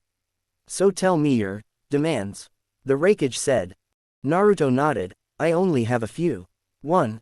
I wish for my heritage and Jinchuriki status to remain a secret amongst the lower-level citizens in the village. By that I mean anybody below Junin cannot know who nor what I am without my consent. 2. I ask is that in 4 to 6 years, I be allowed to return to Konoha. I have a favor to return. And 3. I want citizenship or shinobi status in Kumo. That way, in case my heritage is found out, I am not taken by Konoha without them risking an international incident. Other than that and of course some living accommodations, I will do whatever you ask so long as it does not conflict with my conditions. Naruto said to the Kumo commander. Your demands seem fair. And in exchange you will give us the scrolls for the Hiroshin and Rasengan? Raikage asked as he motioned himself to Naruto. Naruto nodded. Hi. Very well, I will give you what you ask for. But before you dispel and report to your original self, tell me something, Raikage demanded. Anything Raikage-sama, Naruto said. The Raikage smirked at how quickly he gained the allegiance of an enemy kage. How did you learn the kage Bunshin, Rasengan, and Hiroshin at such an early age? Naruto smirked. I learned the kage Bunshin from a scroll in my father's library. He doesn't really care about any jutsus but the Rasengan and Hiroshin. So I had to learn those this past week after I took them, Naruto explained. The Raikage's eyes widened slightly and raised an eyebrow. You learned the Rasengan and Hiroshin in a week? Well, not entirely. You see, I had the basics of both justice down from watching my father and Arrow Senin Air, Jiraiya train. The scrolls one took just filled in the blanks I had in my brain. Naruto explained. Very well, you may go now. I will have an emissary of Chunin awaiting your arrival at the gate. From there you will stay at a hotel for the night as I am sure you are tired. Then starting tomorrow you are going to train to control your Biju with my brother B for 3 years. After that much time has passed, you will demonstrate your skills to me and I will determine your rank and status in the village. Then you will do missions until I see that you are ready to assist in any war efforts we may have. Are we understood? The Raikage asked. Naruto could barely contain all that information and just understood highlighted words such as B, train, control, Biju, 3 years, and missions. Then he finally responded, Hi. Good, the Raikage responded. Naruto dispelled. He will prove useful in the future. I wonder how he responds if and when he meets his father on the battlefield. Oh well, like I give a damn. Raikage thought before he ordered for a team of Chunin to greet Naruto at the gate with a Kumo headband. Meanwhile in Konoha, Team 8 was giving their report to a strange red-haired woman in the Hokage's seat. And so we didn't find anything, miss. Kurenai said. Oh excuse me, where are my manners? I am the Hokage's wife, Kushina. Don't ask questions, all you need to know is I'm back now and now Minato is paying for driving our son away. So you didn't find anything Kushina asked, eyebrow raised. No Mrs. Hokage-sama, we found no traces of your son, I'm sorry. Kurenai said, sadly. Is that so then, Kurenai-san, whom was it that inspected the cabin near Kumo for you for again? Asked Kushina nonchalantly. That would be Hinata, Kushina-sama, replied Kurenai. Very well, you may leave, but Hinata, could you please stay a moment longer? I wish to question you further about the cabin, said Kushina. And so Kiba, Shino, and Kurenai left. Hinata, please be honest with me. Did you see my son in the cabin? I care about him very much and I know for a fact that I left him in that cabin so that I can retrieve him later. I ask this because if he were not there, he would be in Kumo. And that would be a very, very, very, bad thing, said Kushina. Hi, Kushina-sama. I saw him there, but he told me about his time here, and so I let him go. I am very sorry, Kushina-sama. He is probably in Kumo right now, Hinata said, tears falling slowly from her face as she averted Kushina's gaze and looked down. Kushina began to cry as she spoke again, it's okay. Hinata, it was your fault, it was his father's. Did he say anything about coming home? Probably not, but I just need to know if there's a possibility, Kushina said with tears now adorning her eyes. Hinata's face shot up. Hi Kushina-sama, I made him promise to come home to do a favor for me in 4 to 6 years. Hinata replied. Kushina's tears stopped as she raised an eyebrow and looked at the Hyuga. And what favor might that be, Hinata-chan?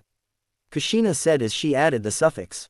Kushina began to feel a sort of connection end to Hinata as they both knew, and were saddened by Naruto's treatment by the village and his father. Hinata blushed madly as she poked her index fingers together and began to stutter, www, well, I mean Hinata was looking down and her fingers were becoming numb from poking her fingers together so rapidly. Kushina raised her eyebrow at Hinata as she began to stifle a giggle and was able to figure out what Hinata wanted of her son, Hinata-chan. Would you happen to want to marry my son? I am aware of the Hyuga custom of getting married by 18, Kushina said. Hinata just fainted. Kushina smiled as she began to talk to nobody in particular, my future daughter-in-law everybody. Kushina's mood quickly fell. Now I have to get Minato to negotiate for our son back from Kumo. But no matter what happens, Minato is going to have hell to pay, Kushina thought. Halfway across Konoha, a disguised Minato was getting viciously beaten by some villagers when he sneezed. Damn it, what did I do now? Minato thought to himself. Okay, this is my shortest chapter. I would like to apologize for that. Also I would like to apologize for the long wait. This is probably the hardest chapter I have had to write yet. I had no idea how to write this. I knew the storyline, but not the way to write it. Any questions, comments, concerns, or ideas should please be put in the form of a review. Sasuke left for power, Naruto left for acceptance. Sasuke left to destroy the leaf. Naruto just left it. Also you never know what could happen. Someone tried to predict my story. And I guarantee you none of it will happen. As for the time skip vote, most of you voted on 3 or 5. So I am compromising on 4 years. But in between each year I will have a small account on what goes on in the 2 villages. Also note that I do not like Orochimaru. If you were expecting a storyline involving him, expect to be sorely disappointed. Also in regards to the new anime, can I just say Kishimoto you giant Naruhina tease. Disclaimer. I don't own Naruto. Recap. Naruto left Konoha and is now in Kumo. Minato now feels terrible for how he treated Naruto based on his henge walks throughout the village. Naruto is now going to train to control his Biju. 1 year after Naruto's abandonment of Konoha. For the past year Minato has been in negotiations with Kumo to get his son back. Unfortunately almost all efforts have been fruitless as according to Jiraiya's spy network he is off training somewhere with someone. Both Kushina and Minato often cry themselves to sleep. Hinata cries herself to sleep almost every night but can't help but pray that he will come home and feel comforted by thoughts of the future they may have together. Meanwhile in Kumo, the Raikage is having trouble with Konoha as the Hokage can't stop breathing down his neck about his son. To keep him quiet for a little while the Raikage gave back the scrolls for the Rasengan and Hiroshin. Seeing as in the past year he had the scrolls not a single shinobi in the village was able to learn the 2 techniques. As for Naruto his training in Kyuubi's chakra was going swimmingly. He was able to openly and easily access the Kyuubi's chakra without losing control like how he is in the manga right now. And it only took him about 6 months to be able to do so. But all throughout his training he couldn't seem to get a certain blue-haired beauty off of his mind. 2 years after Naruto's abandonment of Konoha. 6 months ago Kushina brought back Tsunade from wherever it was she was hiding. A week after that happened, Minato announced what he was doing for the past year and a half and announced his son's abandonment. He then continued to say how disappointed he was in his village for treating anyone so badly as Naruto was treated and that since he was no longer able to be Hokage because he couldn't even keep his own son safe in his village. So how could he keep an entire village safe? But people that actually listened to the speech and knew him was because he now hated the villagers for their treatment of his son. Regardless of his previous attitude towards his son. The villagers of course were baffled. the Hokage said he couldn't keep his village safe almost immediately after he killed Orochimaru during a sand invasion in the middle of the Chunin exams. Due to the ability and ethic displayed both during the Chunin exams and during the invasion, Hinata Hyuga was promoted to Chunin rank after her second try on the exam. This was a welcome thanks for the clan after Hinata was rudely defeated by her cousin Neji on her first attempt. The council was furious, however Hiashi understood. FYI, this is a FIC where Hiashi is a good dad and not an evil bastard. He had been a shinobi and understood how difficult the first Chunin exams were. Hinata was proud of herself and still couldn't wait to see Naruto again to prove just how strong she was to impress him. In Kumo, things hadn't changed much in the 2 years Naruto was gone. They mostly received reports on other nations. When they heard of the invasion of the Leaf and the death of Orochimaru, then the resignation of their Hokage, they really didn't care. The Raikage actually laughed because he felt they had it coming. They were still breathing down his neck about Naruto and he felt they had it coming. Naruto had proven to be an invaluable asset according to B's reports on their training. As for Naruto, he was a tad worried for Hinata, and even wrote her but was relieved to hear she was okay. She seemed to be doing well too, she had made Chunin. He wrote her again and told her how proud he was of her. His training was going well, he finally was able to make an arrangement with the Kyuubi and could now do partial transformations like Killer B. B said that just another year and he may be able to do a complete transformation. 3 years after Naruto's abandonment of Konoha. In Konoha, times were relatively boring. There was little to no laughter ever since Naruto left, and without the threat of Orochimaru things were very, very boring. Some genin teams actually begged for the daimyo's wife's cat mission because it was the most exciting mission they could get. Hinata of course made Junin thanks to her battle experience and tutelage of both Jiraiya and Tsunade, both training her because of Kushina's personal request. She was very excited to meet Naruto again because she felt she was ready. She had confidence in herself. Her clan supported her as heiress despite her lack of using Jiyuken. Kushina and Minato were still racked in sorrow. They still openly entered negotiations with Kumo, and the negotiations were getting more and more hands-on ever since Minato stepped down as Hokage. They actually went to Kumo a few times. Naruto was finally done with his training, he was capable of full transformation without losing control. But he definitely did not rely on the Kyuubi. He was quite the capable shinobi without it. He was looking forward to 2 things now. 1. Showing the Raikage his skills, and 2. Seeing Hinata-chan again. Over the 3 years he grew to be openly devout to her. Their letters to each other became longer and longer. The average response letter for each other was now up to 3 pages. They even said that they loved each other. It wasn't as romantic as if they were in person, but they both felt the comfort and joy of saying it to each other. When Hinata first read that Naruto loved her, her heart melted with joy and she fainted. She wasn't able to respond to his letter a good 3 days after receiving it, making Naruto very nervous. Every so often they sent each other pictures along with the regular letters. Naruto thought she was the most beautiful thing he had ever seen. He told her so in a few letters. When Hinata first received a photo of Naruto at his current age, he had no shirt on and she passed out from a near-fatal nosebleed. She wasn't able to read it for an entire day until she woke up. 4 years after Naruto's abandonment of Konoha, aka present time. It had been an entire year since the Raikage chose to make Naruto a Junin in Kumo for his control of the Kyuubi. There had been rumors of an evil organization called Akatsuki were hunting Jinchuriki, but B and Naruto weren't worried. Minato and Kushina still attempted negotiation with Kumo and visited Kumo at least once every few months or so. Coincidentally, every time they visited, Naruto was out on a mission. Hinata and Naruto still sent letter to each other.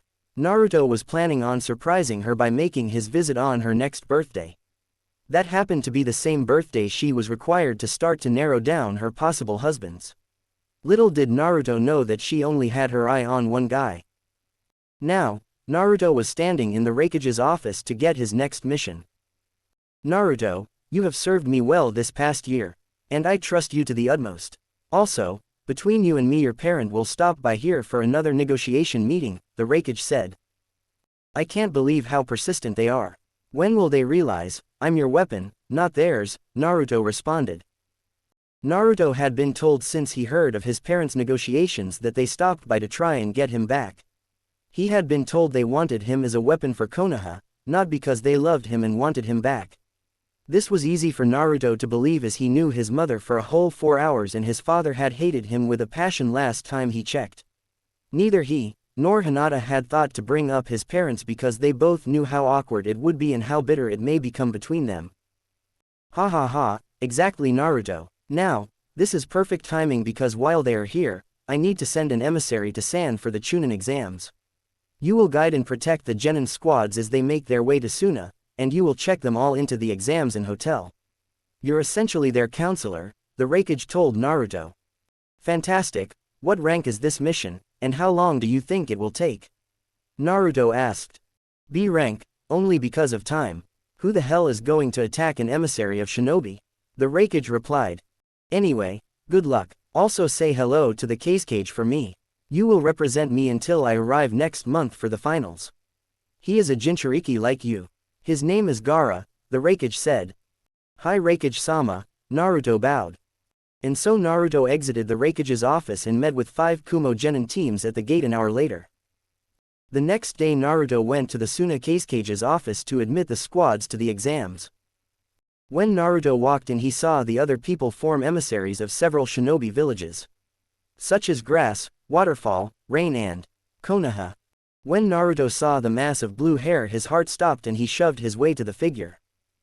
He then tapped on her shoulder and as he saw her face he didn't even take the time to let her talk. He just charged his lips to hers immediately. She had her eyes wide open at first but then saw his face her heat leapt and she closed her eyes and enjoyed the kiss. The kiss was deep, it was passionate. To sum up all the lovey-dovey emotions all in one from the both of them. This kiss was, the balls.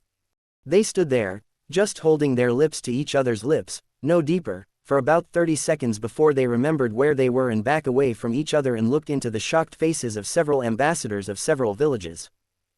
Sorry, they both said in unison.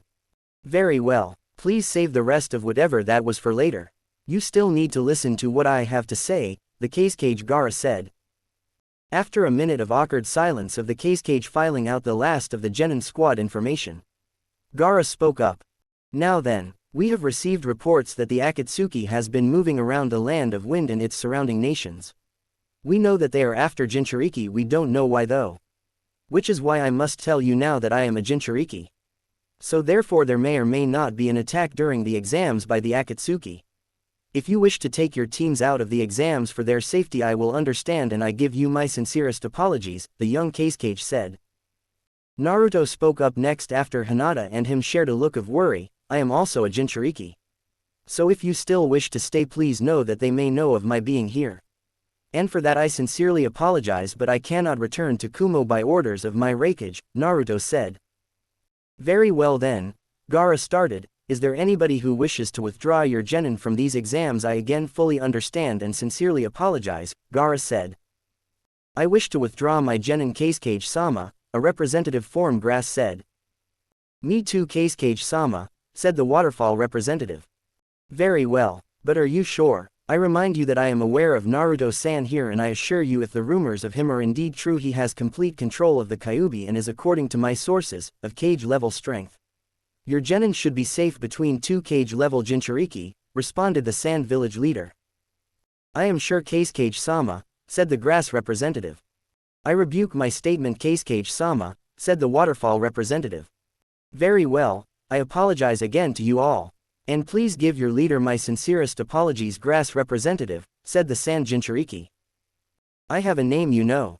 You knew the Kumo representative's name, the grass representative said. I don't care, said the Kazekage in a dull voice. After the grass representative left Gaara addressed the room one last time. Well then, I again apologize for causing you to worry. And I give your teams luck in the exams, said the Kazekage. After they left the Kazekage office Naruto pulled Hinata to the side. What are you doing here Hinata-chan? Asked Naruto. I was assigned by Tsunade-sama Naruto-kun. Same as your leader ordered you. Why, are you not excited to see me? Hinata asked, worried whether or not Naruto truly loved her. Of course not Hina-chan. I love you, why would I not be happy to see you? Responded Naruto with a kiss. Oh Naru-kun, started Hinata. You're such a smoothie. Hehe, you bet Hinata-chan, said Naruto to his beloved. Just then, a boy with red triangles under his eyes walked towards Hinata. "Hey Hinata," Kiba said. He then looked at Naruto holding Hinata by her waist. "Who's this creep?" "Kiba-kun. He's not a creep. He is my Naruto-kun. And I love him," said Hinata rudely to Kiba while still in Naruto's arms. The sound of Hinata calling Naruto hers brought joy to his heart as he ignored the outside world and just looked at her. When she turned back to him, they kissed shortly. "No, no, no, oh no no no no. Hinata, you can't love him. He's the traitor demon," Kiba yelled. This statement brought Naruto out of his stupor of love and he let go of Hinata and walked over to Kiba. "Wanna say that again, dog breath?" said Naruto as he got more and more up in Kiba's face. Kiba shoved Naruto out of his personal space. "I said, Hinata can't love a demon like you, demon. She's too nice for that. Let go of whatever genjutsu you have on her before I kill you myself." Kiba growled. "Kiba-kun, said Hinata before she was cut off by Naruto moving his hand to stop her from walking towards him. Naruto then whispered in her ear, "I've got a plan to mess with him, Hina-chan. Just follow my lead." "Alright dog boy," Naruto started. "Kai," Naruto said. Nothing happened. Nothing happened. Something clicked inside Hinata's head. Nothing happened. Hinata then charged Naruto and jumped on top of him, kissing him slowly and passionately. Naruto, a little shocked by the sudden movement, moved his hands to her back and began caressing her back in little circles. Hinata then got a mischievous smirk into the kiss and shoved her tongue in Naruto's mouth. Naruto was a little surprised and first but not for long as his tongue massaged hers gently. Kiba was still standing there, shocked at what he was seeing. Was there a genjutsu to make him too less attractive to her or something? Jesus, wait a minute. Hinata, noticing Kiba still standing there, made a bold move. She took Naruto's hand off of her back, and moved it to her ass. Naruto was a little surprised but smiled into the kiss. Then Kiba finally reacted. "Get her off of you, demon," he yelled. Hinata finally looked up, disconnecting her lips from his, slobber abundant on her chin. But Naruto's hand still on her ass as she spoke. "Kiba. He is not a demon. He is nice, polite, kind-hearted, patient, loving, and everything you're not. So with all due respect," Hinata thought for a polite phrase for a moment, "fuck off, I've waited 4 years for this." And with that she bounced back down to Naruto's lips, sliding her tongue gingerly in and out of his mouth. Kiba was still mad, but decided to talk to her later.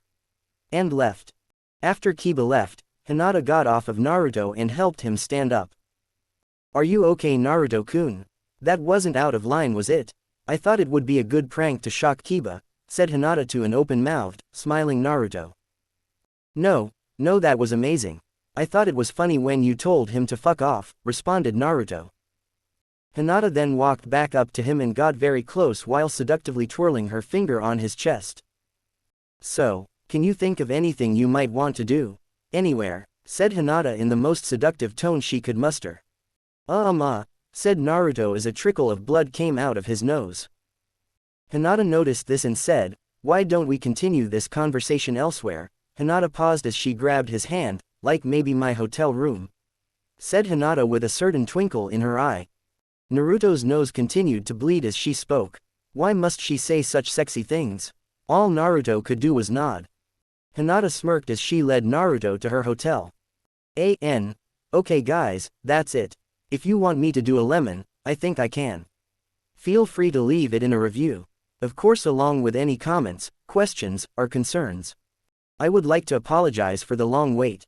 I didn't mean to take so long, but I wasn't sure how to write this chapter. Recap. Minato and Kushina are in Kumo for negotiations, so Naruto's in Suna for the Chunin exams and things are getting hot and heavy between him and a certain Hyuga.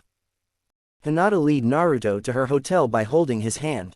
As they headed to her hotel, they got a few raised eyebrows and incoherent whispers along the way.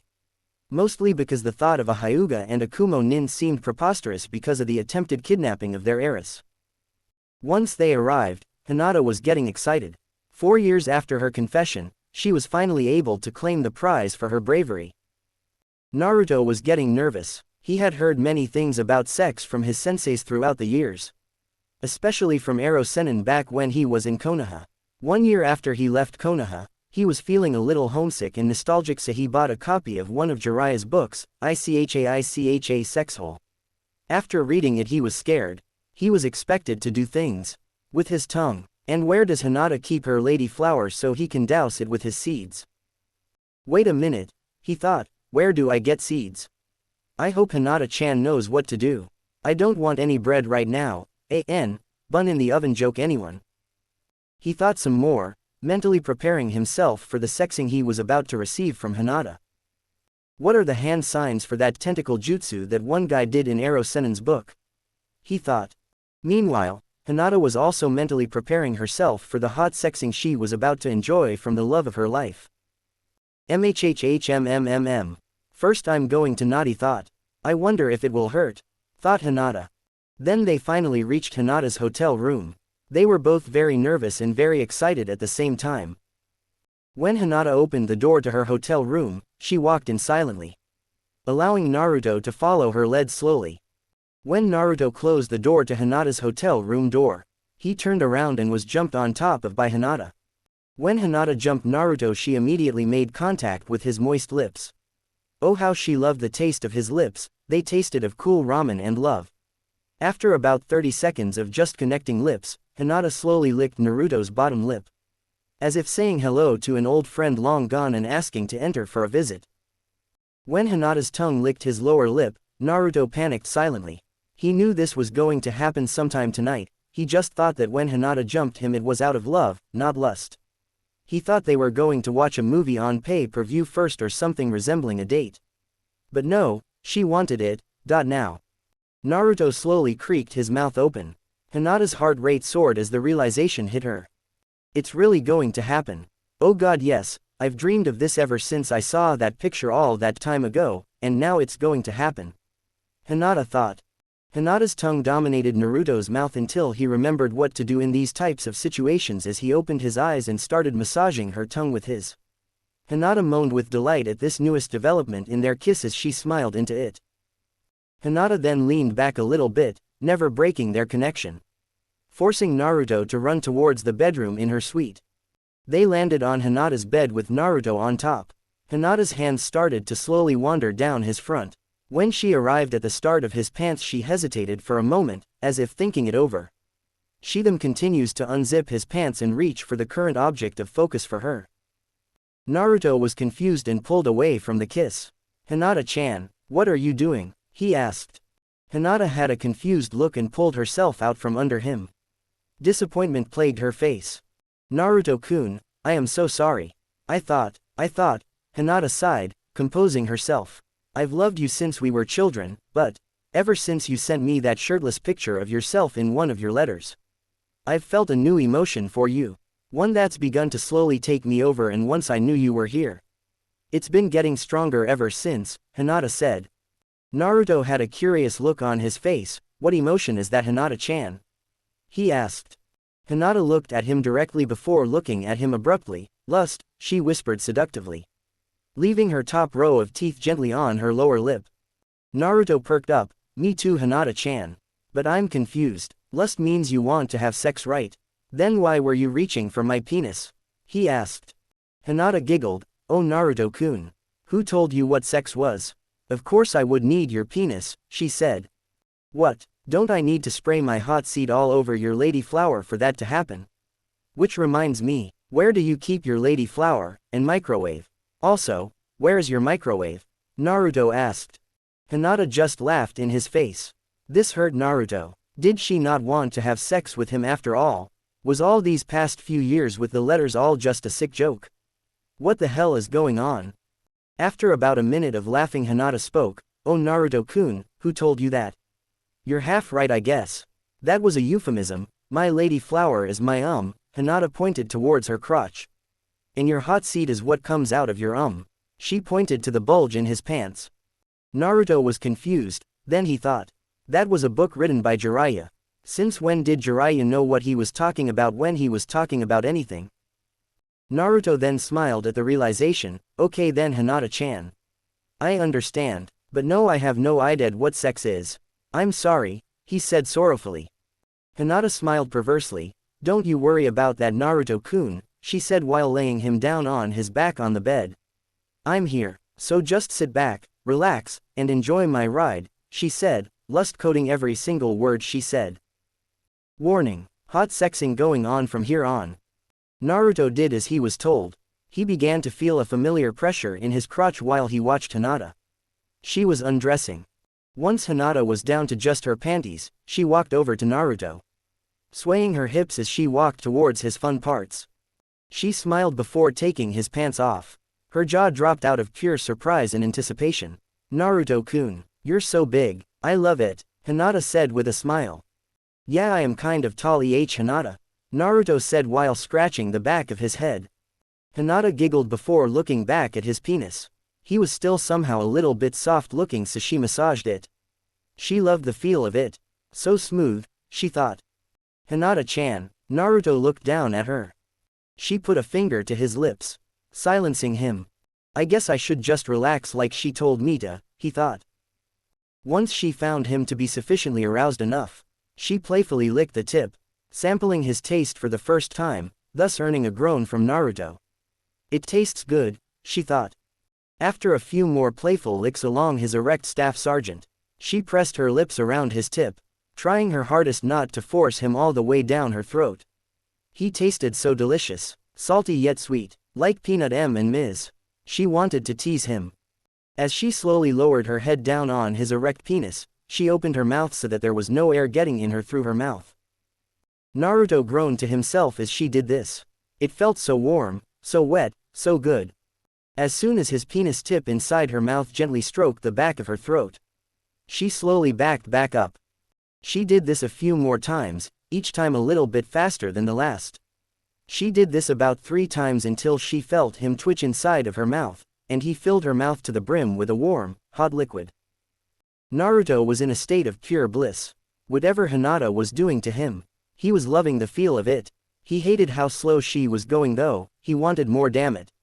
During the 3rd time she drooped down upon him, he felt something summon itself from deep within his testicles. And he felt guilty for not warning Hinata about it. Hinata was pleased and distraught at what was happening to her.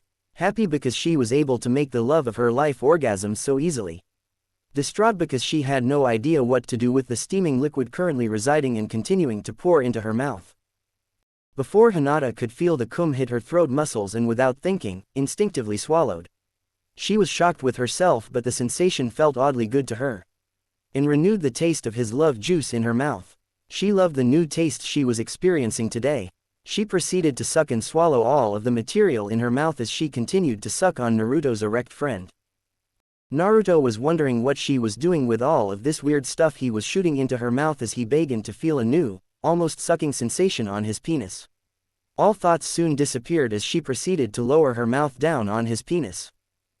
Hinata continued the simple 3-step process of lower head, lift head, suck up juices until she felt she couldn't swallow much longer and parted her mouth from the object of her desire. Naruto was in pure bliss. He had experienced a feeling of pure joy over 4 times before pouring something into Hinata's mouth. He had a slight whimper as she removed her head from his crotch, but perked back up again as she headed in for another long kiss. When they parted from the kiss, Hinata moved her breasts to Naruto's face. Suck on the nipples of my breasts please, Naruto-kun, she said. Her voice sounded so desperate, so needy. Naruto obliged almost immediately. He moved his mouth to her supple left breast and began to suck. A light going off in his head from Jiraiya's book, he moved his left hand to her ricked breast, and began to massage it. Hinata was feeling fantastic. Naruto's tongue was flicking her nipple of her left breast while his fingers were playing and lightly flicking her other breast.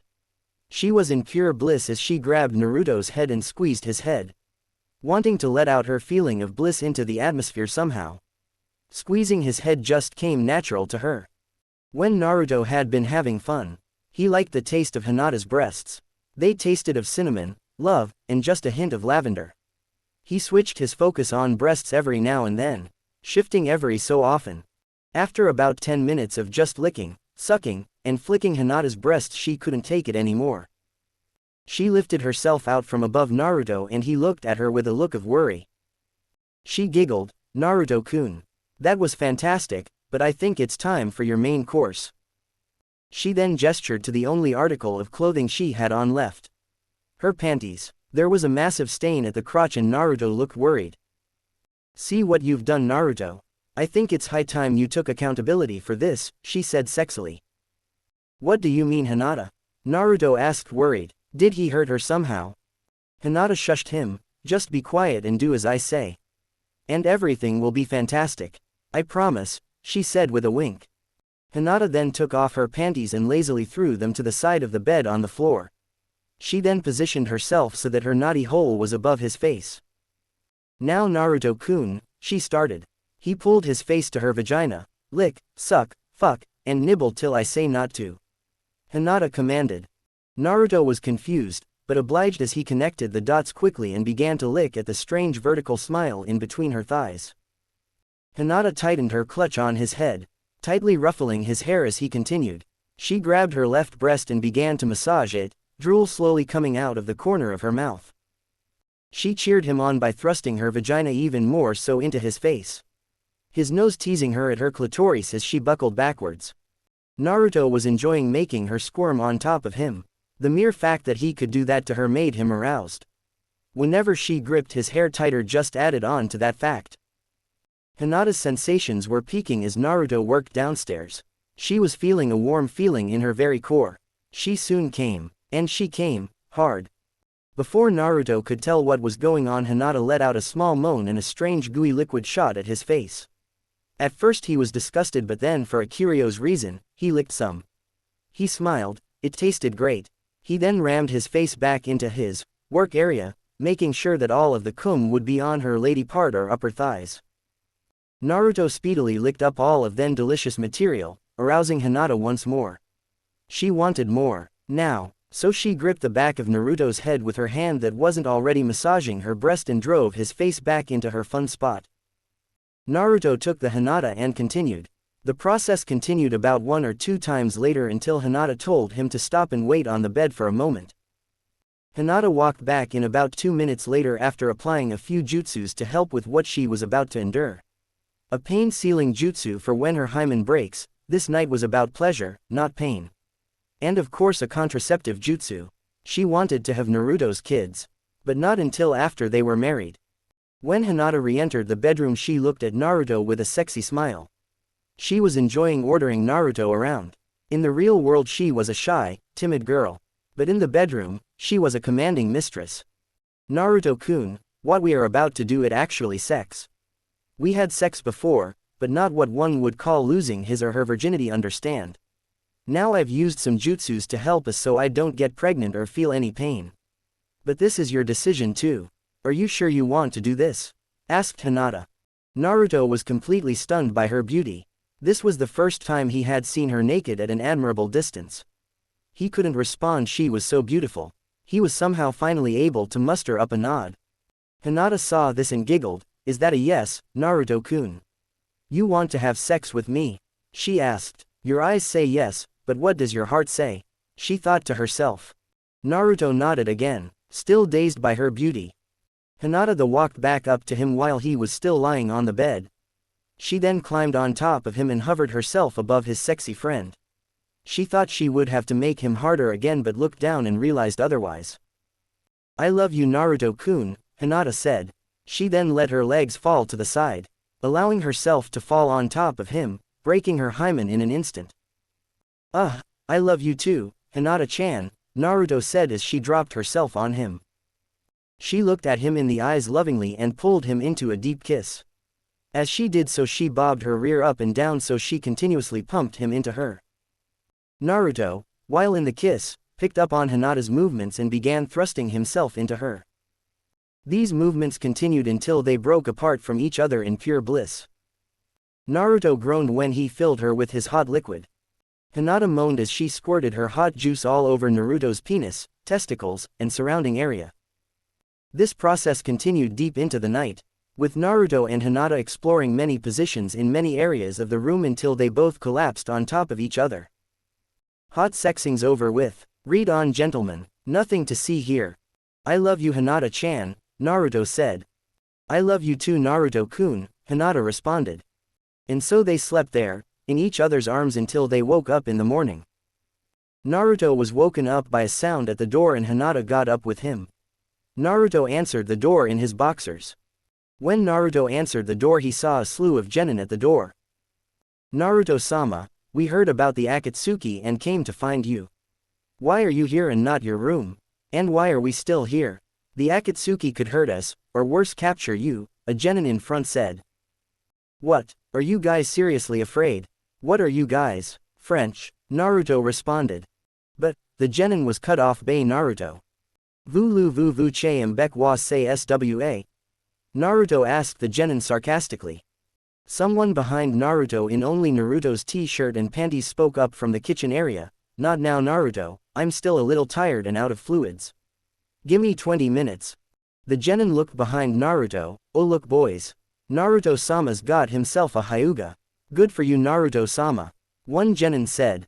Naruto grew a scowl on his face as he slammed the door on the genin. What a bunch of pussies. Naruto said. Hinata began to sarcastically tear up, but Naruto, I thought mine was enough for you. Oh haha Hinata-chan, now where were we? Naruto said as he walked up to Hinata and kissed her lovingly on the lips as she held her cup of coffee to the side. When they broke apart Hinata had a wicked smile on her face. Hinata I think it's been 20 minutes, don't you? Hinata asked with a raised eyebrow. Naruto grinned widely, yeah, I think so Hina-chan. Hinata growled, say my name like that again, she said with a vicious and playful grin on her face. Naruto growled back, Hina. Naruto moved closer to her ear. Chan, Naruto spoke softly into her ear before playfully nibbling on it. He then carried her into the bedroom for a little morning fun. Meanwhile, on the outskirts of Suna, a two-man envoy consisting of a blonde-haired man and a strange hunchback-looking person walked towards to entrance. We're going to have fun Sasori. 2 Jinchurikis, 1 village, the blonde-haired man said. It's like taking demons from 2 teenagers Can't wait to show them all the true meaning of art, he continued. Shut the hell up and let's do our job Deodaria, Sasori complained. He hated the blonde-haired clay user and prayed for said nin to die slowly. He was annoying, always going, and rambling about, art. Fucking psychopath. Always the harsh one Sasori. Well fine, I'll scout ahead and while I'm doing that, you can go on yourself Deodaria proclaimed. Meanwhile, while Naruto and Hinata were busy handling the beast with 2 backs, Minato and Kushina were upset. It had been 4 years since they had seen a single strand of their son's golden locks. Minato of course was feeling extremely guilty, but after enduring Kushina's punishments for well over 2 years, which started with physical and emotional abuse while hanged as Naruto by the villagers for a year and a half, followed by being forced to step down from his greatest accomplishment as a shinobi, and then forced to sleep on the couch during all this time since his wife's return. As a little bit of an end to the punishment, Kushina punished Minato with a withhold from sex. To any bystander this would seem like nothing, but to a man whom hasn't had a sexual release in well over 17 years, is quite painful. Kushina decided not to give Minato any until their son has forgiven Minato. The sexual punishment is the worst part of his punishment in Minato's eyes. Imagine yourself in his shoes, a man who hadn't had sex in 12 years due to his devotion to his wife, only to have her return, and he couldn't ravish her. The worst part is ever since Minato stepped down as Hokage, Kushina teased Minato by dressing in skimpy lingerie at night. Sometimes she would eat a banana, or a popsicle in front of him as a midnight snack. Just to torture him. So as Minato and Kushina sat in the Kumo peace room to discuss any possibility of their son's return, while the Raikage was talking to Minato about some useless drabble about how Naruto prefers it in Kumo and how he doesn't mind being a weapon. Minato couldn't keep his eyes off of his wife's chest. She had decided to wear a skimpy outfit. As bad as Minato wanted it, Kushina wanted it almost twice as bad. But she never gave in because of her love and respect for her son was far greater than her lust. But hell, if she was able to get their son back and have him accept Minato's apology. She didn't know what she would do. But she would be prepared just in case. As the Raikage talking, an Anbu from the Leaf walked in quietly so as not to disturb the talks. So as I have told you many times before Minato. I am afraid that your son isn't. The Raikage paused, seeing the Anbu at the door. Go ahead, whatever it is more important, the Raikage said. Hi Raikage-sama, the Anbu responded. said Anbu, then walked towards Minato's ear and whispered something. The former Hokage then spoke up, "My apologies Raikage-sama, but we are needed elsewhere, you and I both know how these talks will end up. So I will see you about this next month, as will my wife." The two then abruptly left the peace room, leaving Kushina curious as to what the Anbu said. "Minato-kun, what did the Anbu tell you? We had the Raikage on the ropes. I could sense it," Kushina whined. The two stopped walking and Minato pulled Kushina into an alleyway. "Kushina-chan, we just received word from Suna. The Raikage finally slipped up. According to one, Inuzuka Kiba, our son is serving as a liaison at the Chunin exams in Suna." Minato whispered to his wife. Kushina didn't even take the time to respond. She was just too happy. She could finally get to see her son after 4 years. They just needed to be sneaky about it. She just jumped and hugged Minato. "Well, what the hell are we waiting for? Let's go get our son," Kushina replied. Right then, Minato grinned. Meanwhile, while Minato and Kushina headed out to Suna. "Well then, here we are Sasori. What were the orders from Pain again?" asked Deodaria. "You idiot, did you honestly forget our orders? We were given the orders not 5 hours ago," asked Sasori. "HMPH, well excuse me for getting excited about sharing my art," Deodaria retorted. "God, you're useless. Listen well this time, I'm not going to repeat it. We monitor the situation using my puppets and your clay animals. And when we believe the Ikibi and Kyuubi most vulnerable, we strike." "Damned fool," explained the puppet man. "So just to be clear, I am expected to wait for my art to be displayed, that's horseshit," barked the rogue Iwa Nin. "Fine by me idiot, I'd love to see you try explaining your reasoning to Pain when you choose to attack hundreds, perhaps thousands of visiting shinobi who are still within the village we are trying to attack," said Sasori. "Fine, well when do you suppose I can unleash my glorious art upon this pathetic excuse of a hidden village?" asked Deodaria. Sasori then rapidly pulled out a blade from beneath his cloak and pointed it at Deodaria's neck. "You may ramble on about that art horseshit all you want. But you shall not insult my homeland. While I left it I still don't hate it. I just want power," explained Sasori. Deodaria just scoffed this off. "HMPH. Whatever. So when will we strike?" asked the slightly frightened but not showing missing Iwa shinobi. Sasori pulled the blade back into his cloak. "We shall do as Pain ordered us to. However, my studies of the Chunin exams whilst I was here tell me that the best time to strike would be around after the second exam during the 1 month they give for them training. But we will still observe and wait for a time to strike," explained Sasori, never taking his eyes off of his old hometown. Meanwhile, in Hinata's hotel suite. "Hey Hinata-chan," Kiba started as he entered the hotel room. "Hey, no need to worry about that demon. I sent word to Konoha about it and no doubt they'll send someone here to guard you so he doesn't bother you or put a genjutsu on you again," said Kiba rather calmly. "Oh, I don't think that we need to worry about Naruto-kun putting a genjutsu on me. Ever. I think he's still exhausted from earlier," said Hinata as she leaned against the doorway into her room of the suite. Wearing only Naruto's t-shirt and some panties. Kiba got a nosebleed from looking at her but quickly pulled himself together. "Earlier? What do you mean Hinata-chan? You beat his traitorous demon ass." Hinata giggled. "You could say that. Naruto-kun sure has a lot of stamina." Hinata said the last sentence to nobody in particular. Kiba raised an eyebrow. "What do you mean Hinata-chan? And why do you keep calling him Naruto-kun instead of who he really is?" Kiba said. Hinata got a tick mark on her forehead. "Oh really Kiba-san? And who is he really?" asked Hinata, trying to keep her anger from seeping out too much. "Why the Kyuubi of course. God you're silly Hinata-chan. Say, as long as you're in that sexy outfit, what say me and you?" Kiba was cut off by Hinata's fist connecting with the top of his head. "Kiba baka," Hinata started venomously. "First off, you're full of more dogshit than I first thought if you think that Naruto-kun is the demon. Or a traitor. He left for acceptance, not power or other selfish reasons of personal gain beyond that. 2. Whose t-shirt do you think I'm wearing?" asked Hinata with as much bottled up fury as she could allow to seep out. Kiba still had his head stuck in the floorboard from the punch so his voice was muffled. "What are you talking about Hinata-chan?" Kiba then did something he rarely did, he thought. "Oh Hinata-chan you didn't," said Kiba. "What Kiba baka?" Hinata started, Did I confess my love to him during our first mission when I actually found him in the cabin? Did I send letters to Naruto-kun almost every week since he left? Did our parents arrange a marriage for us without him knowing after the first time he said in one of his letters that he loved me? Wondered Hinata sarcastically. Oh wait, I think I know what you mean. Yes, Kiba baka, I did have sex with Naruto-kun. Many times, Hinata said with a smile. Kiba was shocked, but Hinata-chan, I thought you loved me. All of those missions, all that training we did together. You didn't once have feelings for me. Not once, asked Kiba after he pulled his head out of the floor.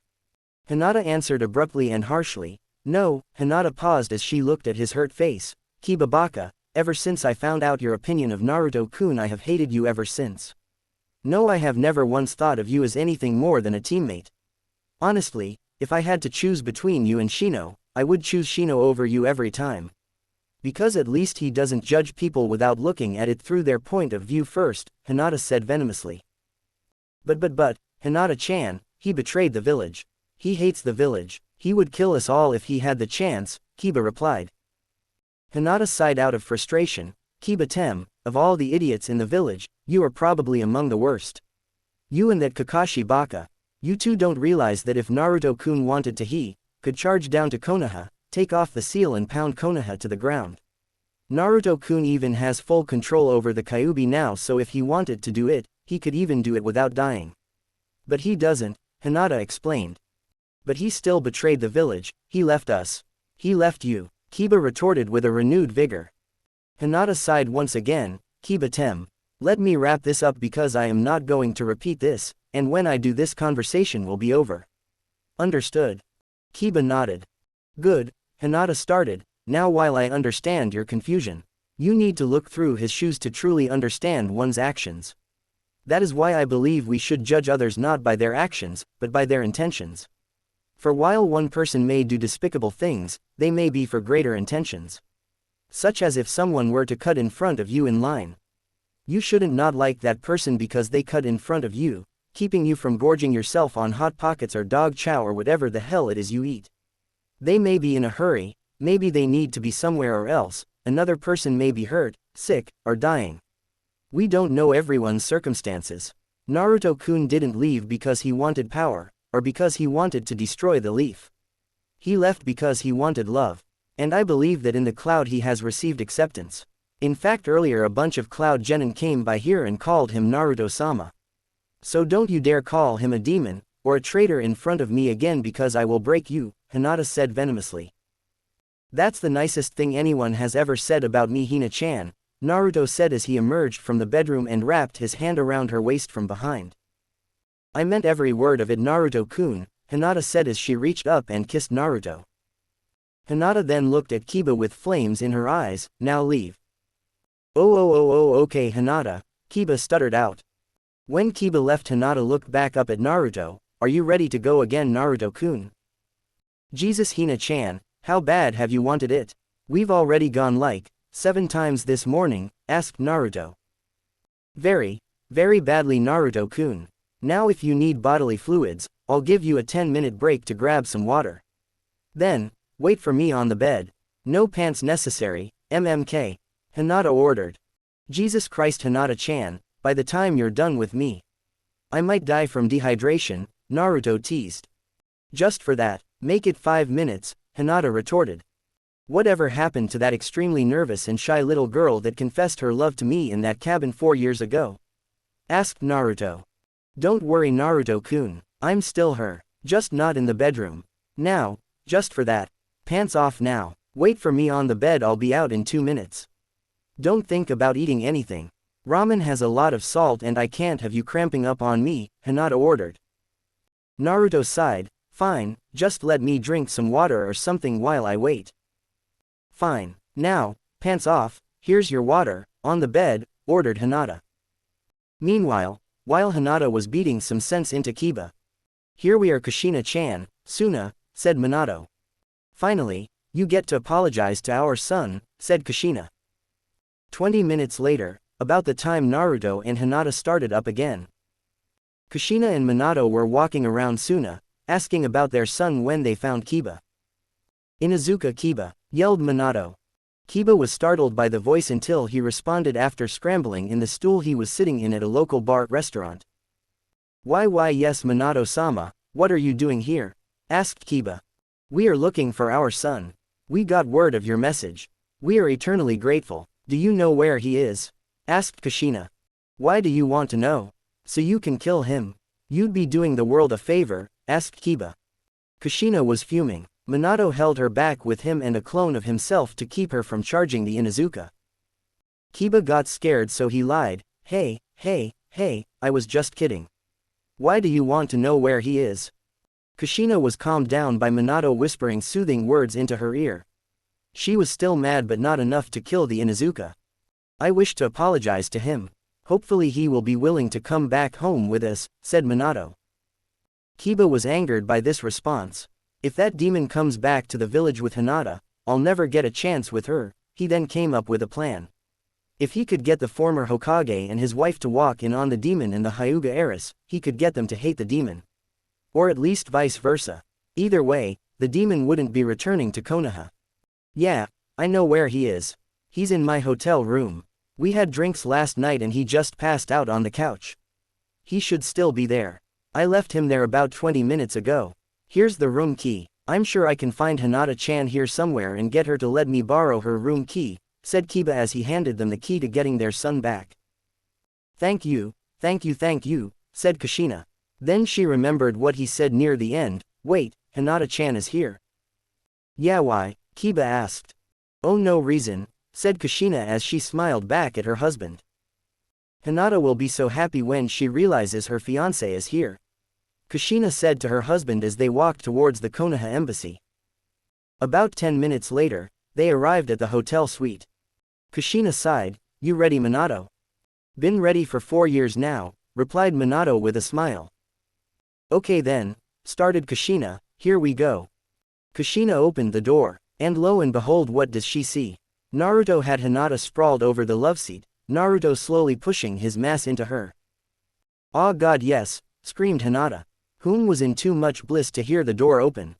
First Kushina was too shocked to say anything, then she was embarrassed, followed by a hint of pride, finally she remembered who and what she was looking at. "Ah," yelled Kushina. The two lovers then released a massive heap and rolled over onto the love seat and covered themselves with a blanket. "Who the hell are you and what the fuck do you think you're doing here?" yelled Naruto. "Way to go, son, I'm so proud," clapped Minato. "What the hell, Ero Sennin?" asked Naruto out loud. Minato's face fell as Naruto said that and Kushina started laughing. Something she hadn't done in a very long time. "No, Naruto-kun, I am afraid that your parents walked in on us," explained Hinata. "What the hell, my parents?" Naruto then collected himself as he fully recovered from being forced from pulling himself out of Hinata. "Damn it, I thought Raikage-sama told you two idiots that I don't want to be a weapon for Konoha. I hate Konoha, and I hate you too," complained Naruto as he pulled his boxers on. Minato and Kushina were crushed. Their own son, their goal for the past 4 years, hated them. They were so crushed that Kushina started crying and Minato visibly winced. "Oh Naruto-kun, is that what they told you?" No, my love. I am afraid that isn't true at all. For the past 4 years or so, Minato-sama and Kushina-sama here have gone to Kumo at least once every 3 months or less to get you back. They love you very much and they want you back home. I want you back home," Hinata told Naruto. "I'm sorry Hinata, but that place is no home for me. Home is where people think of you.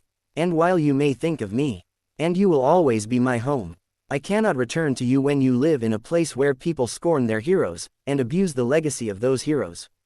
I have too many bad memories there. And besides, my parents hate me and want to use me as a weapon," explained Naruto.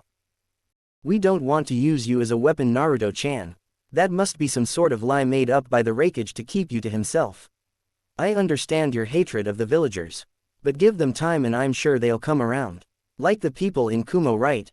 They know of your Jinchuriki status, right? As for your father, he feels incredibly guilty. He walked around as you in the village for a year and a half after you left every day. He knows your pain, and so he feels terrible for allowing them to treat you the way that they did," Kushina explained. "Mom, as much as I know you think he knows my pain. He doesn't know the pain of your own father hating you, neglecting you, calling you a demon behind your back. Naruto turned to look at Minato. That's right, Dad, I spent quite a lot of time underneath the floorboards of the Hokage meeting room. I know what you think of me. And as far as I think, you can go fuck yourself. Naruto finished. Naruto-kun, Minato got on his knees in front of Naruto. I am truly sorry. I understand your hatred. I truly do. I was no father to you when you lived in Konoha. I neglected you, hated you, and called you a demon. But you must believe me, Naruto-kun, I feel incredibly guilty and sorry for it. I know the pain that the villagers put you through.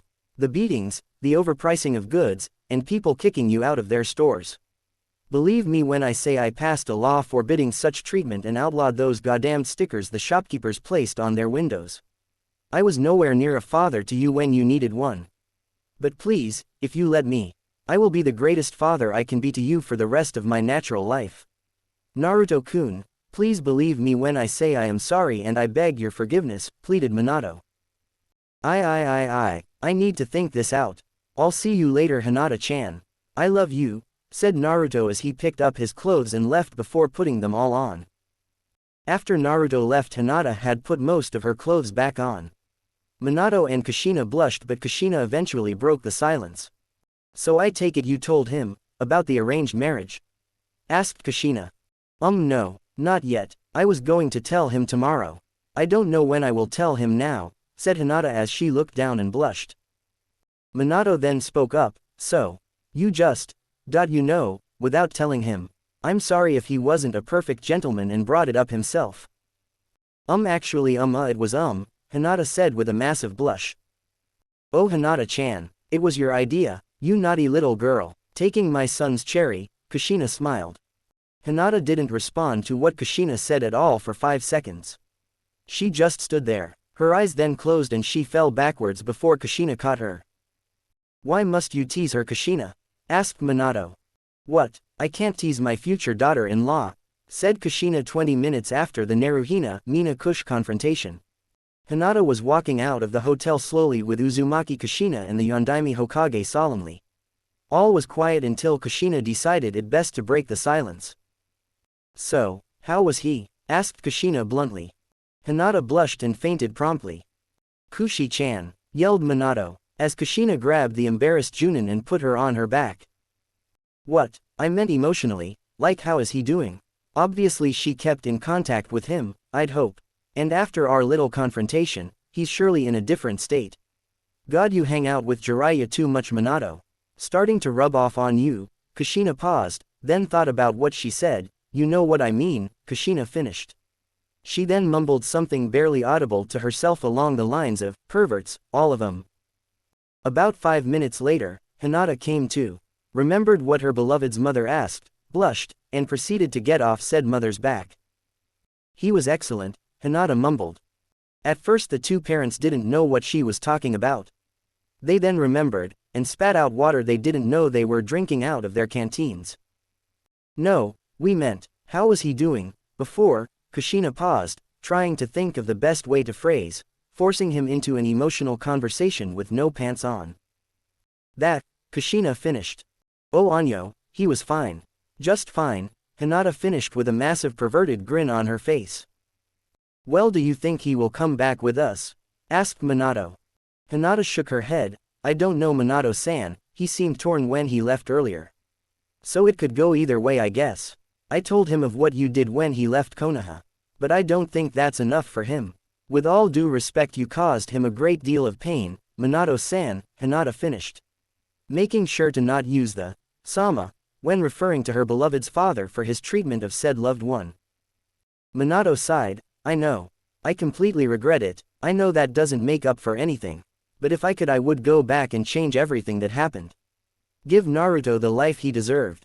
A normal one. Unfortunately, that's all it will ever be, a whim. I cannot give Naruto a normal life. I can only hope for the best at this point. As much as it pains me to say it, he has long since outgrown the need for parental love, support. But it seems that you, Hinata, can give him some support and love that I know he so craves. When I put the seal upon Naruto, I had no idea what it would do to his future. I believed that through the power of the Kyuubi, he could overpower the evils of the world and bring about a great change to our ninja world. Little did I think that he very well could have become the world's most amazing shinobi with the only power that cannot be sealed. Love, finished Minato. We will never know that now, Minato-kun. What's done is done. All we can do is sit, hope, and pray for the best. Kushina said as she kissed her saddened husband's cheek. Yes, I don't think that you were all wrong though, Minato-san. From the letters that we send each other, Naruto-kun has already killed several members of the Akatsuki by himself. Kumo, with its 3 Jinchuriki, it is prime target. He has already killed the members Hoshigaki Kisame, Kakuzu, and Hidan. Unfortunately, Uchiha Itachi escaped. All 3 were killed by Naruto-kun personally, either by himself, or with the assistance of B-san. All by using the power of the Kyuubi. So I seems you weren't all wrong, if that helps, Hinata told her love's father. Minato's expression lightened after he heard what Hinata had to say. Although he wouldn't be able to be forgiven by his son, at least his assumption when sealing the Kyuubi into his son was correct. Kushina was about to speak again when a white blur approached them. It was Inuzuka Kiba, and he was wearing the most smug smile on his face, as if he had won something. Well, what do we have here? Kiba asked rhetorically in a smug tone. Hokage-sama, Kushina-sama, I'll take the demon whore back with me to Konoha. No need to bother you with the proceedings of her banishment and/or execution. Kiba finished by placing his hands in his elbows. He wore a mask of smugness as he spoke. Kushina and company were raving mad. Hinata-chan, would you like to have the first go at him? Asked Kushina. No, thank you, Kushina-sama, I already had a go at him when he visited my suite earlier. You go ahead, suggested Hinata. Thank you very much, Hinata-chan. You'll make a great daughter-in-law, Kushina said. Hinata fainted. Damn it, Kushi-chan, you knew she would do that, didn't you? Asked Minato. We can't have witnesses, Minato-kun, said Kushina as she pounded her way towards the dog lover. Kiba, at this time, was somewhere else entirely. After his boisterous claims and questioning, he was currently imagining receiving his own harem of women once he returned the demon trader's slut to Konoha. And he would have her spared only if she would give him a. Kiba's thoughts were cut off by a fist to the face, courtesy of an angry Kushina. Correction, a very pissed off Kushina. The beating continued for around 10 minutes until Kushina felt he had enough for the insult. Every now and then Minato would chime in after he had propped Hinata against a wall. The most unfortunate of which involved what could only be described as a crude combination jutsu of the 1,000 years of death in Rasengan. Nobody, and I mean nobody, calls my baby boy a demon, or sweet little Hinata-chan a slut. Do you understand me? If I even hear rumors of you, or anybody else personally insulting my baby or Hinata-chan over there again, I will take my legendary katana and shove it so far up your ass you will taste my cold steel for a month out of sheer trauma. And believe you me, I have done that before many a time. And do you know what the hardest part of doing that is? Asked Kushina. Kiba shook his head while drenched in fear. Kushina got close to his ear and whispered loudly enough for him to get the point. The hardest part, the hardest part. Kushina paused. Is cleaning the shit and fear off of my katana afterwards, Kushina finished with a smile. Minato, who was watching this while holding a still very passed out Hinata, saw an impressively large stain appearing on the front of Kiba's pants crotch. He chuckled. As Kushina stood up from the huddled form that was Kiba, she said something. Oh, and if you mention any of this, or my son's involvement with Hinata, I will do to you what the Senju clan did to rapists before Konoha's stupid laws were created, Kushina threatened. Kiba was so wrapped in fear that he allowed the curiosity to get the better of him. Wah what did they do? TTT to rapists, that is? Asked Kiba. Kushina smiled to herself before Minato could answer. They would take the shaft of one's penis, and make long, thin cuts all down the shaft with a senbon or kunai. Then, they would take said penis, and dip it in the largest fire ant pile they could find. And then, they would stick it in the ant pile for 20 minutes, or until the rapist passed out or died from pain or blood loss. Then they would heal the rapist just barely enough to keep him alive, much like the doctors used to do to my son, and cut off tiny slices of his flesh all over his body, and they would get the Aburame clan, whom were allies at the time, to gather an entire army of ants, and they would coat the rapist's entire body in ants. Then, and only then, would they be allowed to die. If they lived, they were considered forgiven. If they died, their bodies were to be used as fertilizer, Minato informed. Kiba passed out immediately after out of pure fear. Minato and Kushina maniacally chuckled while Hinata started coming to. Elsewhere, 2 weeks later. Naruto sat alone, in the park, his thoughts overtaking him. Why did they say those things to me? Did they really want me back? Not just to use as a weapon. I know Hinata-chan loves me and wants me there, but I'll keep my promise to her on her birthday. But should I go back now? No, the people definitely still hate me in Konoha. Just look at how Kiba reacted to learning about mine and Hinata's relationship. And my father, how can he say he loves me? He ignored me and called me a demon behind my back. God, I don't know what to believe anymore. Maybe I should have listened to Mom then about staying at the cabin. But can she blame me? I only knew her for 4 hours and I didn't know whether or not she was an Anbu. Hinata tells me that they do love me now. But can I forgive my father? He was so vicious to me as a child. I just wanted acceptance, I just wanted to be held, to be comforted. It would be okay if he was dead, but he's not. It hurts to be alone and hated, but I think it hurts even more to be alone in your own family. I don't know what to believe. I know one thing, I don't hate him. He's just an ignorant bastard. It's not like he threatened to kill one of my precious people, not that I have many to begin with. I would say my list of precious people is incredibly small, even for someone so young as me. There's Hinata-chan of course, then B-sama, and Reikage-sama. I don't know about him. If he was just lying to me about my parents all these years, I don't think he's very precious to me. Or that I am to him, Naruto thought. Just what the hell am I supposed to do? Naruto asked to nobody in particular. I remember as a child, the time I gave up on trying to be accepted in Konoha. I think I was 5. Or 7, or whatever. It's all a blur. It was the day after my birthday, and the villagers had beaten me, yet again. I didn't expect a birthday present. I gave up on expecting gifts when I was 4. Christmas, my birthday, nothing, whatever, that doesn't matter now. Anyway, I remember, I was sitting in the hospital, and my father came in. He just took one look at me, he said one word. I think he thought I was passed out because he said it loud enough for me to hear, but not loud enough to wake me up. He said one thing, that one word destroyed what was left of my spirit and joyousness as a child. Pathetic. He said it as though I was some disgrace for having my ass handed to my but a bunch of citizens in Anbu. Can I forgive him for that? Can I forgive him for taking away my childhood? I don't know. If he wandered through Konoha as me for a year and a half, he must know a taste of my pain. But does he know the part that comes from having your own family reject you and hate you in your time of need? I don't know. I just don't know. I don't hate him though. I don't think I can really hate anybody, Naruto remembered and pondered. Elsewhere. The Kyuubi is vulnerable, Sasori said. So is the Shukaku-un, Deodaria reported. Let's begin, Sasori said. General Pav. An explosion was heard in the tower of the case cage, and a blond man was seen in Akatsuki robes flying around on a huge white owl. Naruto just dodged a blade that was about to slice his neck.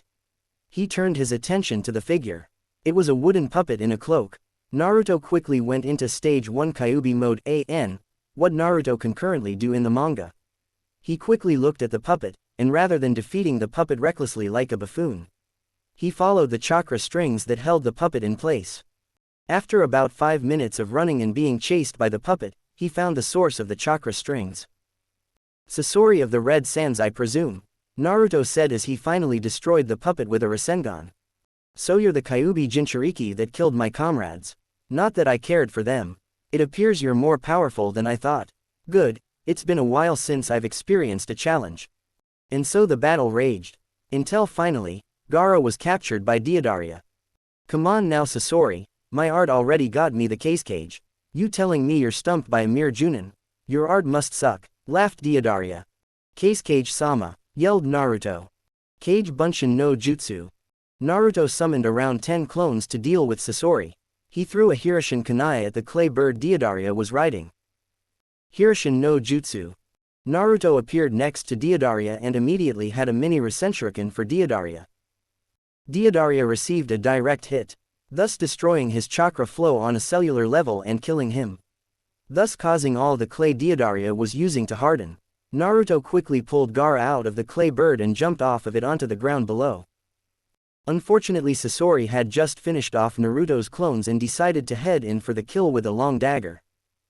Naruto wasn't able to notice this as he had other things distracting him.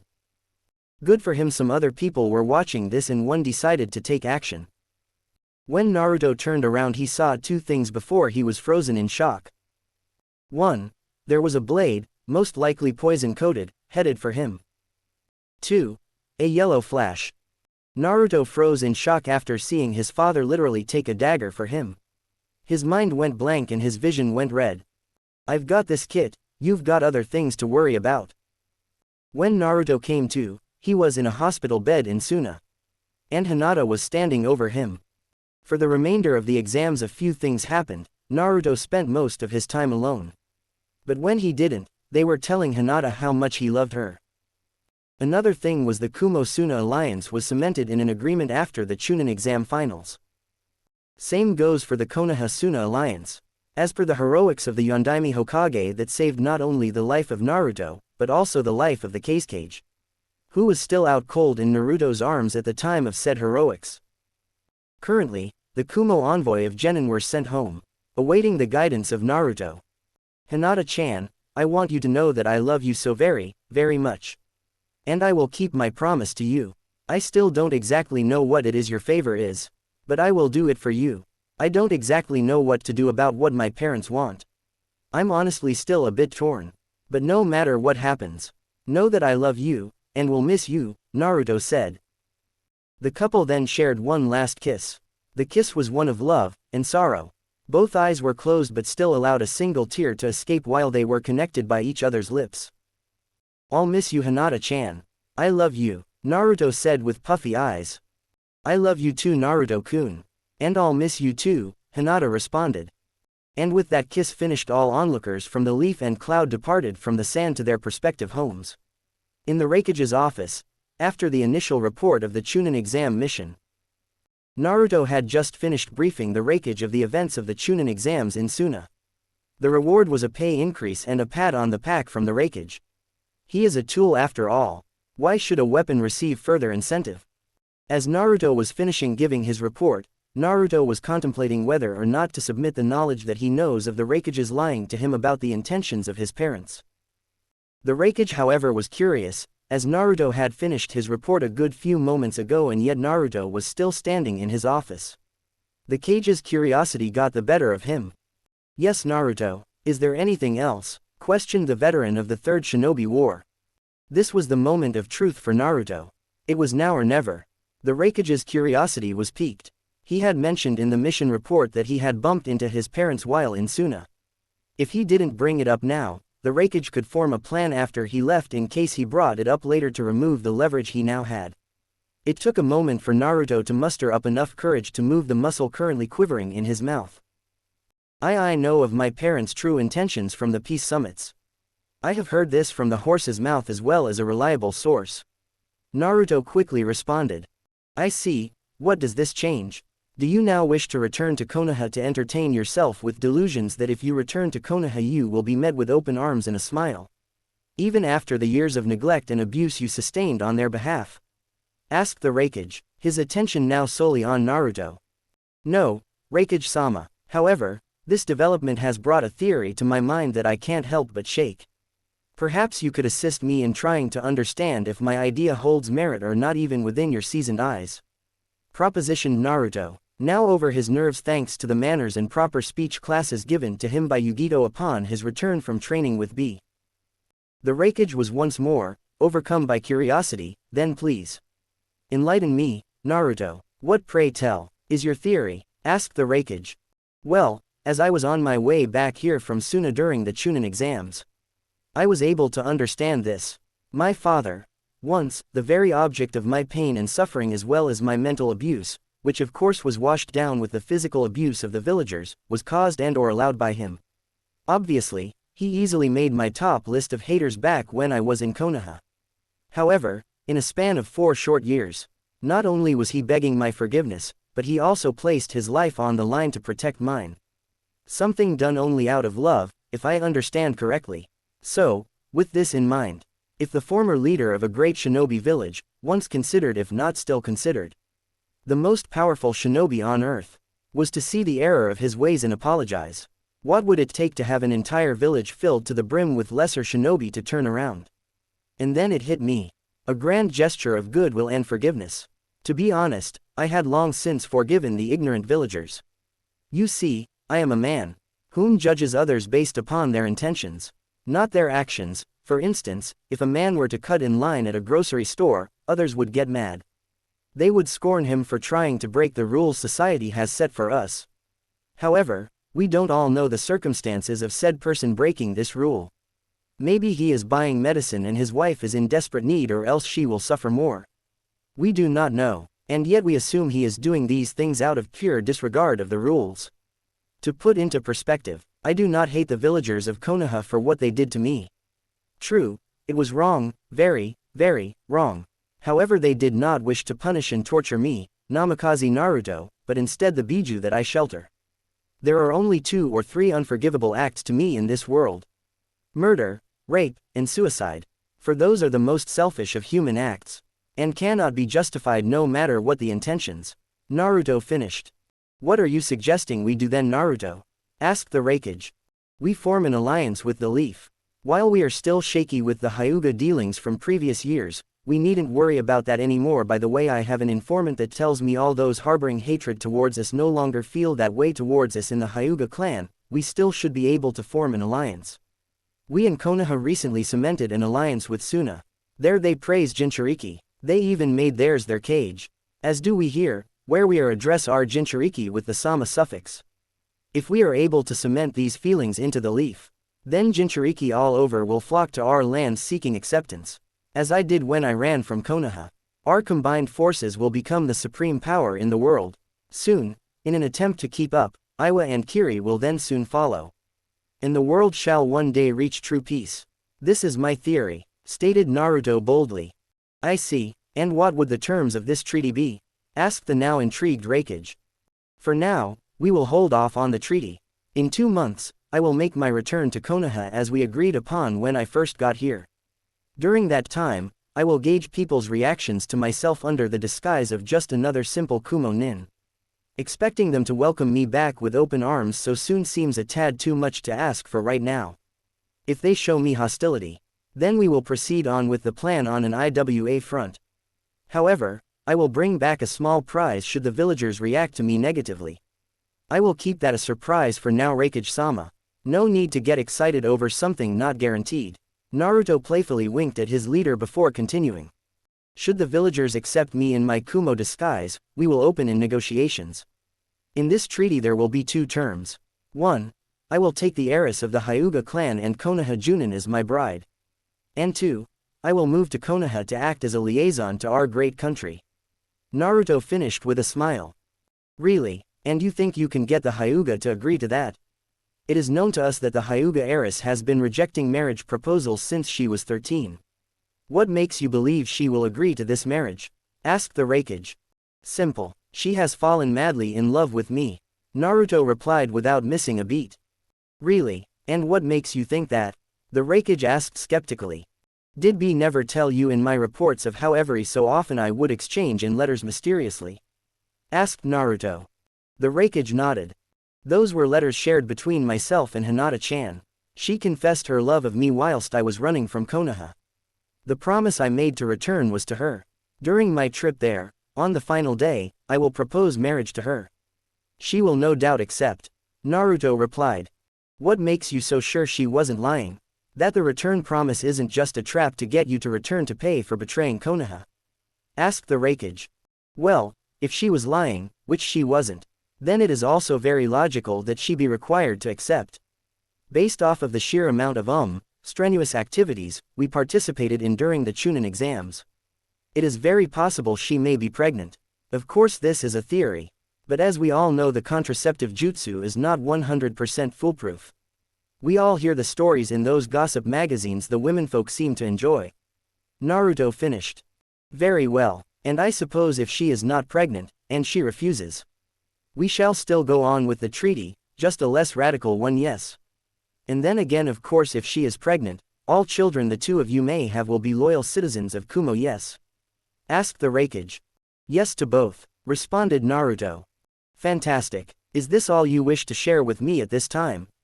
Asked the Raikage. Hi. Dismissed. Meanwhile, with the Konoha envoy, a group of 3 shinobi hung around in the back of the group slowly and talking in hushed tones to avoid their taboo discussion from reaching foreign ears. You think he will come back when he comes to visit you and fulfill your promise, Hinata-chan? Asked Kushina quietly. I don't know, but I'm really tired, and my stomach hurts. Minato-sama, could you please carry me? I don't mean to intrude, but I am just so exhausted for some reason. Asked Hinata. Why, of course, Hinata-chan, replied Minato with a smile. My, Hinata-chan. I think I know why you're so tired and your stomach hurts, Kushina playfully teased. What do you think is wrong with me? Pleaded Hinata. All that ridiculous amount of love-making you did with my son seems to have caught up with you. Who knows, you might even be pregnant, teased Kushina. Suddenly Hinata got very panicked. Oh no. I can't be pregnant. Not that I don't want Naruto-kun's child someday, but my clan would be furious. I am supposed to be a virgin until I am wed. If they even found out I lost my virginity, then they would be furious and might even throw me into the branch family. Calm down, Hinata. Even if you are pregnant, which you're not, your father would never throw you into the branch family. He loves you too much. You and I both know that. Minato soothed. Hinata visibly calmed down. But what about the Hyuga Council? Asked Kushina. There was a long quiet. Who the fuck told you there was a Hyuga Council? Hinata asked bluntly. Kushina then thought, she couldn't ever remember hearing of a Hyuga Council before. I dunno, said Kushina. Minato laughed. God, Kushina-chan, next thing you know you're gonna think there's a Konoha Civilian Council or something. Hey, I'm not that stupid, Minato-kun, Kushina said as she stuck her tongue out. Konoha, Hokage Tower, guest bedroom number 13, 2 hours after the Chunin exam envoy returned. Hinata was crying on the bed she was given to rest in after she returned from sand on the back of the Yondaime Hokage. She was clutching something with all of her might and continued to increase her iron grip on it as she sobbed her heart out. The thing she was clutching was not an item of comfort. No, far from it. It was a pregnancy test. She had gotten it from a discreet drug store outside of town on their return back during a rest break for food. She purchased it after all of Kushina's teasing on the way back. She thought back to her nausea, her fatigue, and her increasingly sore feet over the past 2 weeks. As Hinata was thinking of her last 2 weeks of her month in Suna, the door to her guest room opened, revealing a very distressed-looking red-haired woman. Hinata-chan, inquired Kushina, are you all right? What are you holding? Kushina slowly sat down on the side of the bed and retrieved was the trembling Hyuga was holding. Oh honey, Kushina said as she enveloped Hinata in a tight, warm embrace. Hinata continued to sob, but did so in the shoulder of her love's mother. It's okay honey, shush.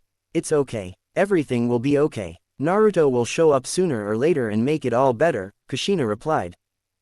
Hinata looked up at the Uzu woman. Why you really think so? Sobbed Hinata. Of course Hinata-chan, in fact, before I got here, I heard that there was a Kumo messenger that just got outside the gates. Maybe he's letting us know Naruto will be here soon. Kushina cooed as she tightened her embrace on her would-be daughter-in-law. And so for a few minutes they just sat there in a comforting embrace. After a few moments Kushina's curiosity got the better of her. I just want to know, Hinata. Kushina paused, thinking of what to say. Why were you so sad about a negative pregnancy test? Shouldn't you be happy that you're not pregnant? Hinata stiffened at the question, but sat up and sucked it up. Well, Kushina-sama, during the trip home, I just kept thinking, and thinking, and thinking. Hinata paused, and bit her lip. Looking away from Kushina, ashamed, we live in the very unpredictable world of ninja. Both Naruto-kun and myself are ninja. Knowing that, one or both of us could die at any time. And if I were to lose Naruto-kun, I don't know what I'd do. I just kept thinking, maybe if that were to happen, a baby would help me cope, give me a reason to keep going. And if for some ungodly reason, we both were to die, then I would be able to go to the afterlife with a smile on my face knowing that I left a token of my love would be left on this earth. and that he or she would know that their parents loved them. At least for a little while. Hinata said. I understand completely, Hinata-chan. I don't know what I'd do if I left this earth with Naruto-chan not knowing I loved him. When I came back, and I learned of how he was treated, it tore me up inside. When he slept that night that I ran into him, I waited until he fell asleep and I went into the bathroom and cried, just cried. Kushina responded. Kushina saw the sympathetic gaze that Hinata gave her, and stopped on what she was saying, trying to change the subject. You know, Hinata-chan, I have another child, Kushina breathed out. Hinata's eyes widened in shock, then transformed into joy. You're pregnant, Kushina-sama. Congratulations. Naruto will be so happy. No, Hinata-chan, I'm not pregnant. In fact, since I returned I haven't had sex with Minato-kun. I'm waiting until Naruto returns to Konoha. We both are. Kushina paused. No, Hinata-chan. My other child is out there somewhere. It was during the time that a foul man tricked me and made me to believe I was a bandit. He's dead now. That foul man. I killed him when I got my memories back shortly after my return, Kushina said. Unfortunately, while I was under the belief I was a bandit, I fell in love with him. He didn't love me though. He did, but not as much as he lead on. Don't get me wrong, he didn't force himself on me. I am far too protective to allow myself to be raped. No, I fell in love with him after 3 years traveling with him. In our love making, we conceived a child, but we both knew that the life of a bandit isn't the life for a child. So we gave her up. She was so beautiful, Hinata-chan. I miss her so much. Kushina felt a warm tear leak out of her eye. Since I came back, I have wanted to go to her, talk to her, hold her, tell her how sorry I am, but I realized that by doing that I would just be uprooting her life. But with all this mess going on, Kushina paused, thinking, I am going to go to her. In 2 weeks, I'm going to tell her everything. I don't expect to be treated as her mother. I abandoned her. Who am I to claim her as my own? Kushina finished, a sad smile gracing her beautiful, concerned face. Have you told Minato-sama about this? Hinata asked. Kushina nodded, her tears threatening to blow full force out of her eyes. I talked to him about it. He feels the same way. He doesn't blame me. He knows I was out of my correct state of mind, Kushina said with her eyes completely coated in tears. What was her name? Hinata asked. Kushina continued to cry, but responded quickly, Mai. Hinata hugged Kushina, returning the favor of comfort that she was given a few minutes ago. Kushina laughed at Hinata's actions. Oh Hinata. You'll be such an amazing mother to my grandchildren. Hinata's face reddened completely to an unknown shade of pink. Arigato, she responded. Kushina just laughed and returned Hinata's embrace. Come on Hinata-chan, we've got to go get you home. And don't worry, Naruto loves you. He will marry you one day. I saw it in his eyes when he looked at you. Ttebane, Kushina said while getting up. Hinata just grew the biggest shit-eating grin on her face and nodded, hi. Meanwhile, in Kumo, Naruto's room in the Raikage Tower. Naruto was in his room, laying on his bed, the Jinchuriki's hole in his heart bigger than usual today. Why does it hurt so much? Do I really miss her this much? Naruto thought. Is it because now that I have seen her I can bear to live without seeing her? Naruto fumbled with something in his pants. Mind out of the gutter, you perverts. He then pulled it out and placed it in front of him. In the tiny box was something very important to him.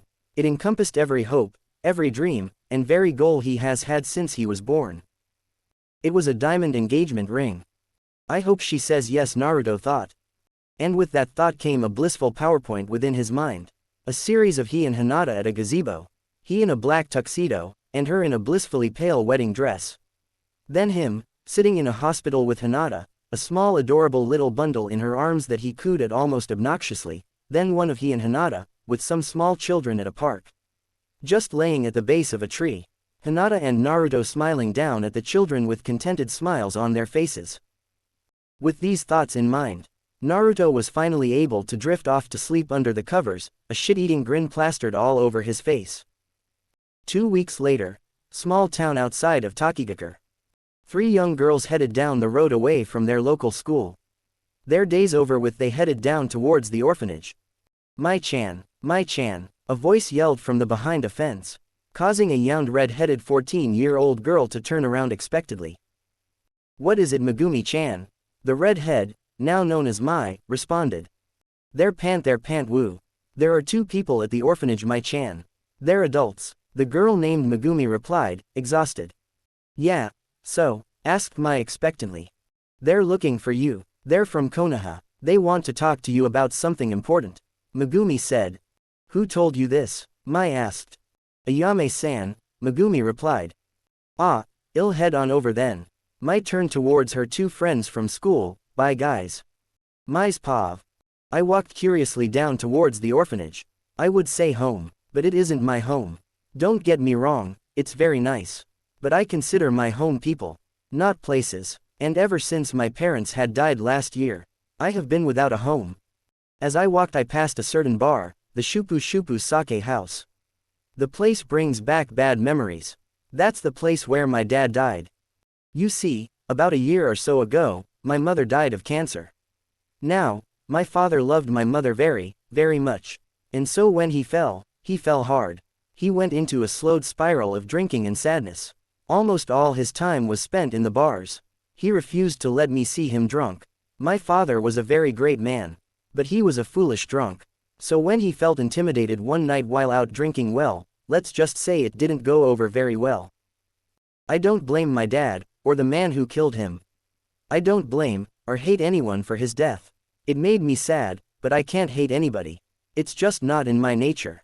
Besides, the guy that my dad was killed by killed him out of self-defense. My dad had already stabbed his buddy with a broken bottle. Poor bastard. The guy that killed him felt really, really guilty about it. He cried when he came to apologize and I told him that my mom was already dead. He's a really nice guy and I told him not to worry about it. Hell, I'd have done the same thing in his position. Needless to say, when my parents died, my home had died, but no matter. I learned I was adopted at the age of 6. I don't care though. My parents are the ones who raised and cared for me, not some deadbeat bandits like my birth parents that they told me about. After my minor brooding moment of the month, I finally arrived at the orphanage. When I walked in, I noticed 2 people waiting patiently on a love seat in the living room by the door. One was a redhead like me. She seemed very, very beautiful. The other was a man with a green flak jacket and he had a shaggy top of blonde hair. The 2 people stood up. Must be the people Megumi was talking about. Mai-chan, the redhead asked questioningly. I was confused. Who the hell does this lady think she is using, Chan, on me like that? Oh well, probably some couple who wants a kid so bad they'll take anyone at this point. I've heard Konoha is nice this time of year, why the hell not? Hi, who are you? I asked. I saw the woman's face take some sort of small blow with my response. In a moment. For now, please sit down. The redhead motioned towards another chair opposite of the love seat in the living room. Okay, I responded curious. And so we sat down. Mai-chan, I am sure that you are very curious and wondering who we are and why we are here. Well, the redhead drifted off for a moment, as if thinking, I ain't having that. The orphanage caretakers are very good at background checks. No, I know why you are here. You want to adopt me. Well, let's go. I heard Konoha's very nice this time of year, I said as I got up to go upstairs to pack. The woman stopped me by grabbing a hold of my wrist. Not entirely, Mai-chan. Please sit back down please. We need to talk, and I have a feeling that you aren't going to be very happy by the end of it. The redhead replied. And so I sat down. Confused. I'll just get started then, Mai-chan. First off, my name is Uzumaki Kushina, and this is my husband, Namikaze Minato. The Yondaime Hokage of Konoha. The Kushina woman started. My gaze shifted to the man formerly known as the Yondaime. I had heard of his early retirement. Something about not appreciating his son enough or something. Makes sense to me. Who wouldn't want to spend more time with their family, right? My gaze returned to Kushina as she began to speak again. Well, Mai-chan, you see. 17 years ago, there was an assault of Konoha by a masked man named Uchiha Madara. He ripped the kyuubi from me and unleashed it upon the village. Many people died. I was believed to be one of them. I started to speak. I wanted to ask a question, but she quickly cut me off. I was in fact taken by a foul man.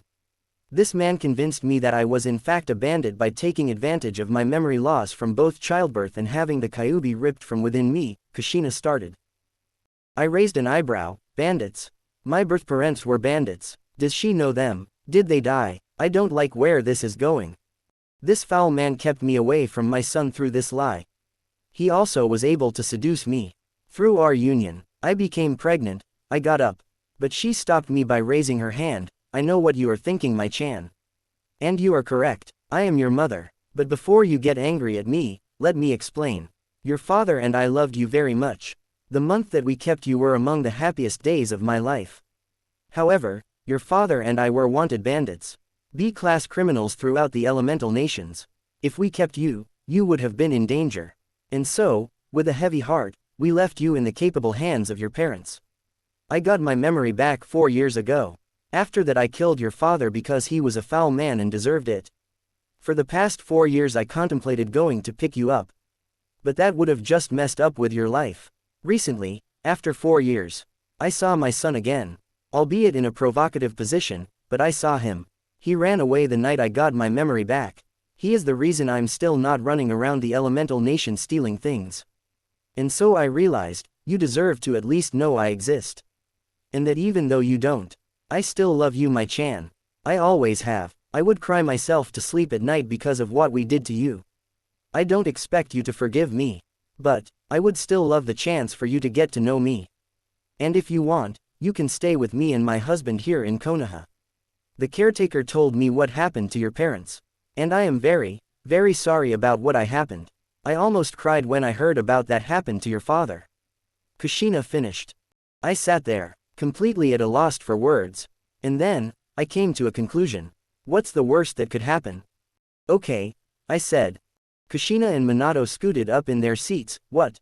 They said. I said okay, I know that you weren't you when you abandoned me. And you only left me because you wanted what was best for me. That must have been very hard on you. I'm so sorry about your son. And thanks for at least coming here to let me know that you exist and that you love me. So, I'll go with you and I'll give it a couple months, okay? I can't promise anything, but I was cut off as Kushina pulled me into a fierce hug. General Pav. Within 2 hours, all of the adoption papers were signed, Mai was packed, and the odd family of 3 walked towards Konoha. A big smile on all of their faces. The coming 2 months went smoothly. Mai decided to slowly train under her stepfather, Minato, in ninjutsu. She didn't plan on being the best around, but she felt the need to protect herself and her friends from enemies in public. She told her mother and stepfather of her dream to be a film director or actress. Minato and Kushina smiled and told her that they supported her no matter what she wanted to be. Somehow, Mai finally found something she thought she had lost forever when her parents died. She found a home. The coming months were hard on everybody in the Namikaze circle of interest. Kiba was demoted to genin for almost causing an incident with a Kumo shinobi during the exams. Hinata began to babysit Mora's missions around the village at her request because of her enhanced desire to be a mother. And in Kumo, Naruto was getting more and more anxious with the coming anxiety that comes with the anticipation of asking a woman to marry you. And on top of all that, the stress of Hinata telling him how badly she wants to be a mother in her letters didn't help any. Baby crazy women tend to do that. As for the rakeage, he really didn't give a shit about anything at the moment. Too much damned paperwork. Gates of Konohagakure no Sato, December 23rd. Kotetsu and Izumo were waiting diligently with the Godime Hokage to await an envoy from Kumogakure no Sato to come to a peace treaty agreement. Tensions are still a tad thin between the Hyuga incident and other various kidnapping incidents involving Konohagakure citizens. Walking towards the front gate was a single man. He wore upon his head the symbol of Kumogakure no Sato. His brown hair was sitting calmly upon his head as he walked. He wore the standard Kumo Junin outfit. His stride was that of confidence, tranquility, and a hint of joviality. As Naruto approached the village gates of his former home in his henge, he couldn't help but have his heart race a little in anticipation. He was going to fake exhaustion and quickly head to the Hyuga compound to surprise Hinata and propose. Then explain the situation to her and her father. Then tomorrow, he would meet with the Leaf Council and discuss the treaty. It was all laid out for him in his head. He just needed to execute it. As he reached the gate, the Godime greeted him. Greetings, Kumo Junin. I see that you have agreed to our condition to only having one shinobi present for the proceedings. I apologize, but due to last time, She was interrupted by Naruto raising his palm to interrupt. Nah, it's fine Hokage-sama. I understand. Just so you know though, that incident was a dumb Chunin desperate to get up in the ranks. He was not under any orders to take the Hyuga heiress. Yes, but I was unfortunate that you demanded the head of Hiashi Hyuga as payment to avoid war. The fifth Hokage replied. Well, think of it on our side, we just got out a war with both you and IWA. We couldn't have looked weak and just let one of our nins get killed without some kind of compensation. Please, let's change the subject. We haven't even started negotiating yet and I really just want some rest before we start. I've been walking for 8 hours. Naruto, still hanged, replied. Fine, but I've got my eye on you, no offense. Now these polite Anbu here will take you to the hotel you'll be staying at. Tsunade replied while storming off. Hi, none taken, Hokage-sama. Naruto replied. Once Naruto had been taken to his hotel room, he sat in his hotel room until the wee hours of the night, just waiting for the Anbu to switch shifts based off of their chakra signatures. Finally, at around 2 o'clock in the morning, they did. And Naruto jumped at the chance. Naruto swiftly arrived at the Hyuga complex around 2 minutes after he left his hotel room. He tapped gently on Hinata's bedroom window. He continued until the door opened. Standing in the frame of the door was Hyuga Hanabi, Hinata's younger sister. Apparently, his knowledge of the layout of Kumo's blueprints of the Hyuga complex were out of date. She screeched and screamed, and while Naruto was still in shock of who was at the door, she hit him in the forehead with a Juyuken strike, effectively knocking Naruto out. When Naruto came to, the sun was slowly rising up from the distance, and both his arms were tied up by chakra-repressing ropes, each rope being held by one member of the Hyuga branch family. In front of him was the Hokage, and the Hyuga clan head. The Hokage spoke first. Want to explain to me why you attempted to kidnap the young Hyuga Hanabi at 2 o'clock in the morning after you explicitly said you wouldn't? Naruto groaned and figured, what the hell, and released his henge. Causing a collective of gasps from those present. I wasn't trying to kidnap her, I thought that was Hinata-chan's room and… Naruto was cut off by the Hokage once again. So you wanted Hinata again? That makes more sense, but goddamn it, what is your problem? You want a breeding stock for Byakugan babies? You damned perverted freak, Tsunade said. If you would have let me finish, you would have heard that. Naruto was cut off once again. Naruto-kun, how could you? I thought you loved me. WWY, Hinata asked as she walked up to him, tears staining her beautiful face. No, Hinata. I do love you, very much. In fact, the reason I came here last night was because I wanted to He looked towards the Hyuga head, as if to ask a certain question with his eyes. After a good few seconds and a nod from the Hyuga head, he started again. Hinata-chan, right front pocket, Naruto said. What? Hinata asked, somewhat shocked as to what he just said. My right front pocket, there is a gift for you. Please take it out of my pocket. I would take it out. But I'm a little tied up here. Naruto laughed at his own joke.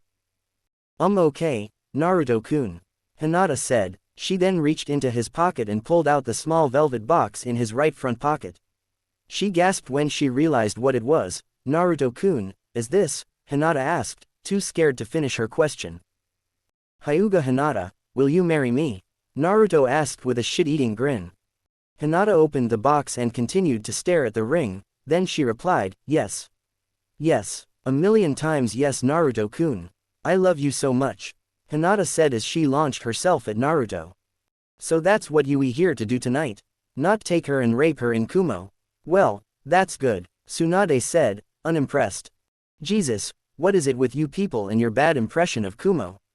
We never raped anybody. Most we would have done it taken eggs and put them in surrogates. We aren't rapists. Besides, it's nothing personal, just business. Can I get out of these goddamn ropes now so I can hug my fiancé? Naruto asked. Oh, yes of course. Aoi, the Hyuga head said to the two branch members holding the ropes.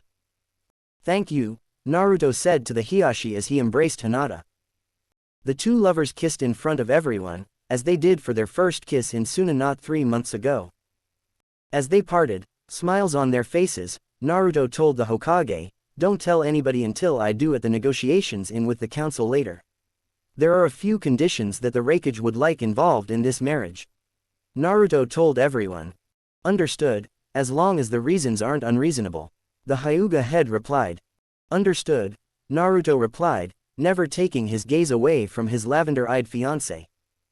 6 hours later, Konoha Shinobi Council meeting. Alright everyone, before we begin these negotiations, as always I would like to remind everyone that you are here as my advisors, nothing more, nothing less. You hold no power over me, this treaty, or the village unless certain stipulations concern your own clan specifically. Tsunade explained. A resounding, understood, resounded throughout the chamber. Alright, good, now then Kumo representative, state your conditions for the treaty. Tsunade said. Naruto stood up, Henge reactivated. Hi, now, these are the following conditions of the treaty we are proposing. 1. No fighting between our villages Shinobi and Kunoichi. 2. Assistance with missions for missions requiring your, or one of your shinobi's assistance. 3. A marriage in 1 week between a resident Jinchuriki of ours, and your Hyuga Hinata. With certain stipulations along with the marriage to be discussed in private after the initial treaty had been agreed upon. That last condition isn't required for the treaty, but in exchange, we will extend free trade to you if you do the same. Naruto said. Well, I'd say we can agree to the first 3, Hiyashi-sama, what say you of the third condition? Tsunade asked. Well, I believe the 3 of us already know about my answer to that condition. My daughter did seem overjoyed this morning. Hiyashi responded. What? I don't understand, what's going on? Asked the Akamaiki head. What we about to say doesn't leave this room under penalty of death, understood? Tsunade asked. A resounding, hi, was heard. Good, now, this man here is Namikaze Naruto. You may remember him, over the past 4 years, he has had a secret romantic relationship with Hyuga Hinata. This morning, he proposed to her. She agreed, Tsunade said. Not a single member of the council batted an eyelash at the news. Well, that's good, no negative reaction. Not that I expected one from you shinobis. It's the civilians I'm worried about when this news gets out. Don't worry, from what I heard about 3/4 of the civilians feel really bad about how they treated you after Yondaime-sama berated the entire village before his resignation. Said Nara Shukaku, the Nara clan head. Cool beans. Well, seeing as that's all we'll need you guys for. You can go. Enjoy your Christmas Eve, will ya? I just need to talk to the Hokage and Hiyashi-sama here about the details of my upcoming marriage. The marriage will be in a week, you're all invited. See you all then, Naruto exclaimed. The Shinobi Council of Konohagakure no Sato, save for the Hyuga head and the Hokage, then left the council chambers. Okay, let's get this over with. There are a few stipulations of the marriage. 1. I will live here as a liaison to Kumo in order to give Konoha the safety of a Jinchuriki. 2. The Hyuga clan will merge both branches of the clan into one with the removal of the caged bird seal, in lieu of a new seal, which we have created. We find the Hyuga clan's practices to be barbaric and will not associate with the Hyuga clan or Konoha should the caged bird seal still be intact. This new seal will seal the Byakugan after death, but won't allow for one person to inflict pain upon another member of the clan. Who you choose to seal will be of your discretion, but the caged bird seal must be removed in practices. Do you agree to the first condition? Naruto asked. Yes, I have been meaning to get rid of the damn seal but I couldn't find a viable replacement. I thank you for bringing this replacement to my view. The branch clan will be overjoyed. The main branch won't be entirely happy, but they will get over it. Any other conditions? Hiyashi asked. Yes, 2. Any and all children born out of this relationship will be Kumo citizens. But they will live here. Same goes for Hinata-chan. All this means is they will wear a Kumo headband if and when they become shinobi. That's all. 3rd. Any and all acts of violence or insubordination towards this marriage or the children it produces will handled as a Kumo matter and be punished for at my discretion. Naruto recited. Seems fair, after all the terrible things that Konoha has done to you. I can understand you and your family not being a part of the same village that tormented you so. I agree to your terms, Namikaze Naruto. Hiyashi finished. And with that, they shook hands and left the chambers for the Hyuga compound. 3 hours later, Hyuga Hinata's bedroom. After around an hour and a half of, I missed you, love making, Naruto and Hinata were calming down and began to talk. Namely about the Namikazes. I'm just saying Naruto-kun, my Chan is a very sweet girl. And your mother never did anything to you, so why not invite them to our wedding? I know that you have a problem with your father, and you have a very good reason for it. But our children will be his grandchildren, whether we like it or not. He is your family. And he does seem to be incredibly guilty and apologetic about this whole ordeal. So please Naruto-kun, for me, give them a chance. Hinata-chan, I was going to talk to Ka-san and my san tomorrow about it. I wasn't exactly going to tell my father though. But for you, fine, Naruto pouted. Arigato, Naruto-kun, Hinata said as she leaned in and kissed Naruto. Now Hina-chan, where were we? Naruto asked suggestively. Hinata feigned deep thought. Oh, I know, right, about here, Hinata said as she moved her hand southwards toward Lemonsville. The next day, Namikaze house. Naruto waited outside of the door of the Namikaze house expectantly after tapping on the door. He really hoped his father didn't answer it. He had his hinge down because of the surrounding walls around the house. The door opened, revealing a very frustrated-looking Kushina. Kushina, still furious from Minato forgetting to get a Christmas gift for her daughter, had her eyes closed in frustration and only caught the silhouette of the person standing on her doorstep. Recognizing the person as her forgetful husband, took her fist and beat him over the head with it. Minato baka, what did you forget this time? Kushina yelled as she hit Minato over the head repeatedly. Kao asterisk ka-chan. Stop hitting me, Naruto yelled at the top of his lungs. Kushina, dazed at the voice, opened her eyes and randomly glomped the person in front of her, laying kisses all over where she had hit him. Oh Naruto-chan, I'm so sorry, I thought you were your ignoramus father. Tsunade said you might be the one negotiating the treaty with Kumo. Come in, you have to meet my Chan. Oh Naruto-chan, she's just so great. She even started calling your father and I Ka-san and Tu-san. Kushina said excitedly as she pushed her runaway son into his childhood home.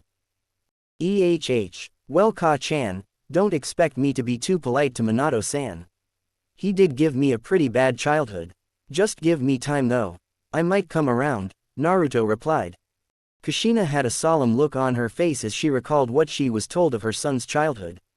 I understand Naruto-chan, but he really is sorry. I hope you know that, Kushina said. She paused for a moment before remembering what she was about to do. My Chan. Come down, I have someone you may want to meet, yelled Kushina. Just then, a red-headed girl rushed down the stairs. Yes Ka-san. Oh, who is this? A friend of yours? Why does he have a Kumo symbol on his head? Oh my god, I know you. Ka-san told me about you. You're my brother, Naruto-san, Mai replied as she followed her mother's actions and glomped her estranged brother. Hey, you must be Mai. How are you? Hinata-chan told me all about you. Here, he pulled something out from behind him. I got you something. He handed her a medium-sized box in green wrapping paper and placed it in her hands. Mai quickly ripped away at the wrapping paper and when she was done she was awestruck at what she saw. Naruto-san. Is this? Mai asked dumbstruck. Yes, Mai-chan, that is the same type of camera that the big-name directors use. And that's not all. I've got a big pull with Yukie Fujika's, and she's agreed to give you acting lessons after the holidays are over. All you have to do is meet her at the Royal Palace in Spring Country. Naruto said as he put on a humongous grin. Mai was dumbstruck at this. Basically a stranger's kindness. She finally exploded in joy and yelled, Naruto-Nisan. I love you so much. Thank you, thank you, thank you, thank you. While Naruto was trying to pry Mai off of him to talk to her, Kushina just smiled at her two children's responses. He, you're welcome Mai-chan, but I have some news too. Can we go talk in the living room for a minute? Naruto asked pleadingly to the young girl still attached to his waist. And so Naruto dragged Mai into the living room by the waist with Kushina leading the way. So what's this big news Naruto-chan? Kushina asked. Ka-chhaann. Please stop calling me that. It's embarrassing. Naruto pleaded as Mai let go of her half-brother. Why, you'll always be my little Naru-chan. No matter how big you get. Kushina replied. Even though I'm getting married next week? Naruto asked as he raised an eyebrow. Kushina, automatically connecting the dots in her head, squealed like a little fangirl and glomped her son for the second time today. She yelled. Kushina quickly recovered, putting on a stern expression. You better give me lots and lots of grandkids with Hinata-chan, you hear me? Kushina said stubbornly. Naruto paled with what his mother wanted him to do, but nodded anyway out of both fear and truth. Naruto recovered after his mother dropped her glare. We want you and my chan there, Ka-san. You can bring Minato-san if you like, but don't let him make any big deal out of anything, alright? I don't know how long I would be able to control myself if he claimed to have some sort of claim to my happiness. Kushina solemnly drifted her gaze away from her son, but nodded. Okay then, I'm headed back to the Hyuga compound. I'll see you there in a week for the wedding. Also, it's kind of secretive. So invite only, and no telling anybody unless I say so, okay? Naruto asked politely. Who the hell would I tell, Naruto-kun? Kushina responded. Okay, good, just checking, Naruto said. Outskirts of Konoha. 2 days before the wedding, closed off clearing. So the Kyuubi is getting married to the Hyuga heiress. When do we strike? Asked a man in a long, dark cloak. Said cloak being adorned with 3 red clouds along all sides. A uniform synonymous throughout the ninja world as being a member of the mercenary group turned Jinchuriki thieves, Akatsuki. Easy Kisame. You remember the last time we underestimated the Kyuubi. And I don't think I need to remind you of what happened the last time that one of us angered a Konoha nin. How that young Nara lad Zetsu told us of was able to defeat Hidan I will never know. The man with rings along his eyes said. Ah yes, and speaking of dead comrades, who knew that Itachi was acting on the council's behalf when he killed his clan? If only his idiot brother could have passed that idiot Kakashi's exam, then maybe he wouldn't have killed himself and we maybe would at least have the damned Ikibi. Kisame retorted. Yes, the Uchiha always were too prideful for their own good. Wouldn't you agree? Pain-sama, a woman with short, dull blue hair added. Right, you are Conan, the man now known as Pain replied. So, this looks like it's our only chance to get the Kyuubi, what with the monster trio that Kumo has. So when do we strike? Because Samahata is hungry as hell. Kisame asked. It is his wedding in a few days. Everyone deserves peace at least once in their life. Especially if their death is essential for that peace. We will give him his wedding night and the following morning, but nothing more, am I clear? Pain instructed. Hi Pain-sama, the two simultaneously replied. 2 days later. Konohagakure no Sato, Hyuga Gardens. Naruto was fidgeting worriedly in the gazebo in the middle of the Hyuga Gardens. His ensemble making him itch awkwardly and nervously as he stood next to his 3 groomsmen.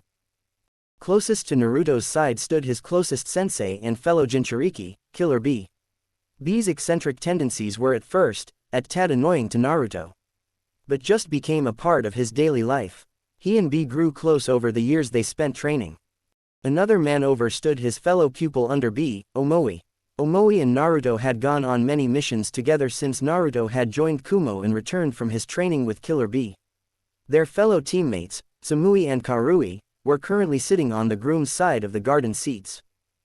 Also in attendance for Naruto were his mother and half-sister, who were currently sitting in the front row. His father was currently in the back of the gardens, standing near the exit.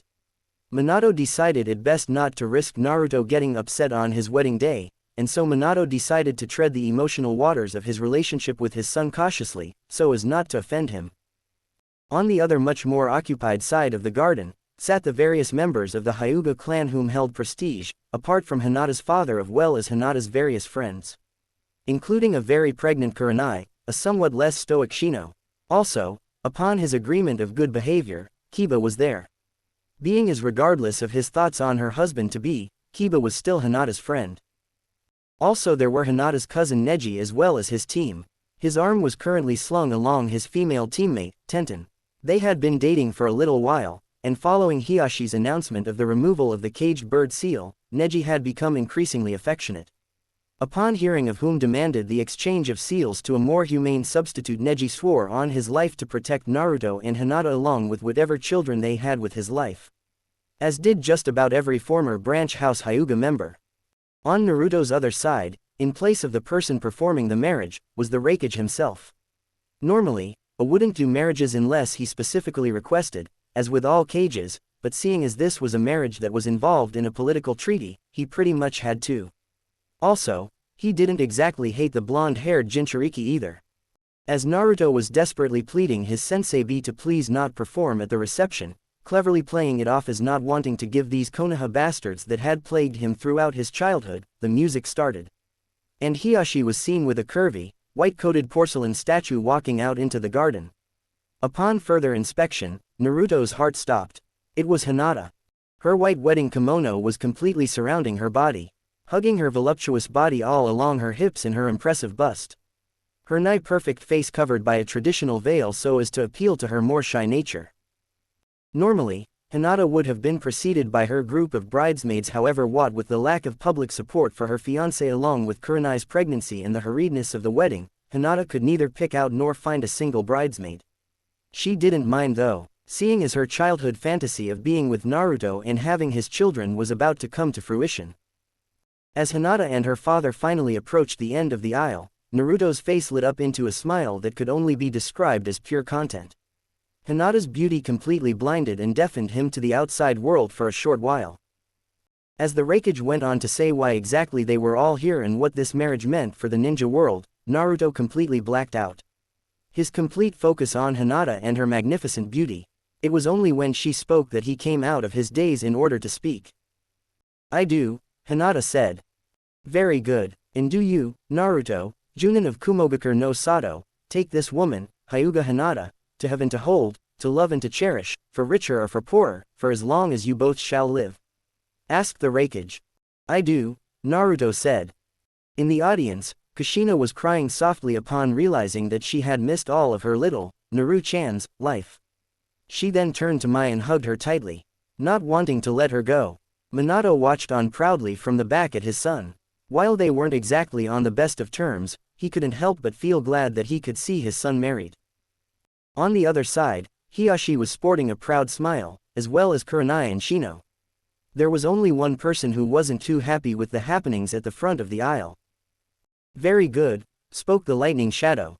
He then turned from the happy couple to the rest of those in attendance. "If anyone should have any reason that these two should not be wed, speak now, or forever hold your peace," the Raikage boomed. One man then stood up. His face hard and tanned, on both of his cheeks, contrary to that of the groom, were two opposite red markings in the shape of fangs. The man's name was Inuzuka Kiba, possibly former friend and teammate of the blushing bride-to-be. "I do. Hinata, listen to me, I spoke to my mom. You don't have to do this. You don't have to sacrifice yourself to the demon. My mom told me that this marriage is only for increased trade or something like that. You don't have to do this, Hinata-chan. I won't let you. I love you, Hinata-chan. I regret not telling you sooner, but this has gone on long enough. Come with me, Hinata-chan. We can run away together, and be happy," Kiba pleaded. Hinata only slightly turned her head towards Kiba. Her eyes were aflame with the fury equaled only to that of a bridezilla. Her voice held the most subtle yet noticeable amount of killing intent ever emitted from Hinata. "Kiba, no, leave, now," Hinata ordered through gritted teeth. Kiba needed no elaboration and ran out of the Hyuga Gardens as fast as his legs would carry him. "With that matter settled, I now pronounce you man and wife. Naruto, you may kiss the bride," the Raikage said to the newlyweds. And so, Naruto did just that. After the ceremony, was the reception, which involved several Hyuga members keeping watch for any troublemakers, namely Inuzuka Kiba. After the reception, the happy newlyweds headed out for their honeymoon to the Moon Country. A country allied to both Kumo and Konoha, as was the intended irony by those that had planned it. Random clearing. Near Konoha, the day after the wedding. There are new complications involving the capture of the Kyuubi Jinchuriki, a strange-looking plant uttered. Such as, Pain asked. "He has gone away on honeymoon for a week. Shall we follow him and capture him on his way there? Or await his return?" Zetsu asked. Pain sighed. "This shtick we keep playing is getting old. We still haven't captured the Ikibi, Nibi, or Hachibi, let alone the Kyuubi, and we can't keep the others that we have captured in captivity much longer. We go to Suna, Kumo, and Konoha on the warpath we will invade in 2 months' time. War was inevitable. It seems it shall come sooner than first anticipated," Pain ordered. "Hi," was the resounding response. "Looks like the Kyuubi gets to maintain his happiness for a little longer. Zetsu, begin building your armies," Pain ordered. "Hi," Zetsu replied. "Last time, Naruto and Hinata got married, and the Akatsuki changed their plans. Sorry, no lemon. Too apathetic to write it. Moon Country. Nakan Slots Hotel, room 216. Oh god Hinata, where did you learn that? That was incredible. Naruto exasperated in a state post-coital astonishment. A strange feat for a married man. You weren't too bad either koi baitu. Hinata sighed, her head resting upon Naruto's enviable chest. Thank you for the baby. I can't wait, she added with a snuggle. A hee, no problem, honey, Naruto said nervously, inwardly regretting Killer Bee's one piece of marital advice before his departure for the leaf. Don't be daft, wrap your shaft. I can't wait to be a mother Naruto-kun. And you'll be a fantastic father. I'm sure of it, Hinata said with a squeeze. Listen Hinata, about that, I wouldn't count our fetuses before they hatch, you know. I would hate to get your hopes up, MMK. I mean it takes 2 weeks for pregnancy symptoms to start, you might not be pregnant, Naruto chided to his new bride. Oh silly Naruto, what do you think I packed in my pink baggie? Makeup? No, it's filled to the brim with pregnancy tests and fertility products. Oh Naruto will be so happy. Hinata said with a burst from underneath the covers as she curled up into a ball and started rolling around on her back at the foot of the bed. I'm assuming, Naruto started as he knelt up to look at his now rolling wife. Yes, this increases the chance of conception. We're having a baby and there's nothing you can do about it, Hinata responded, sticking her tongue out at her husband while she did so. With a sigh Naruto laid back down and allowed sleep to claim him. All the while Hinata continued to roll back and forth. The next morning, room 216's bathroom. Hell yeah first try, Hinata exclaimed with glee as she burst out of the bathroom and glommed her husband. That's great Hinata, Naruto sighed. She shot him a questioning glance. You mean you aren't as excited as I am about this? She nearly barked. Of course I am Hinata, but it's our honeymoon for God's sake. We're supposed to be sipping wine, watching men with blue faces bang on this with sticks, and bonding in a sexual sense the whole week. I mean don't get me wrong, it's great and all. But I just want to be with you as a wife for a little bit before I spend time with you as a mommy okay? Naruto explained. There was a pregnant pause until. Okay, I understand Naruto, let's go watch some Smurfs have sex and then we can go look at paint for the nursery alright? Hinata responded. That's the best I'm going to get with you isn't it? Naruto sighed. Yuppers, she responded. Naruto sighed again, alright. And it's not Smurfs having sex honey. It's the Blue Man Group. They're kind of a big deal. Kinda, I dunno. All I know is there's paint and you can drink there so. Then we can't go, sorry. Go scalp the tickets somewhere. Hinata ordered. What, but why? Naruto pleaded with torrents of tears guzzling down his cheeks. I can't inhale paint fumes and I obviously can't drink. Let's do something else, Hinata explained. But I camped outside for. Fuck it, let's go see every movie in theaters right now, Naruto conceded. I might have you trained yet. Hinata giggled. Yeah, you're lucky that you can do that thing with your tongue or else I'd be going to the Blue Man Group with a nice homeless man named Benny that I met on the side of the road and a bag of mushrooms instead, Naruto joked.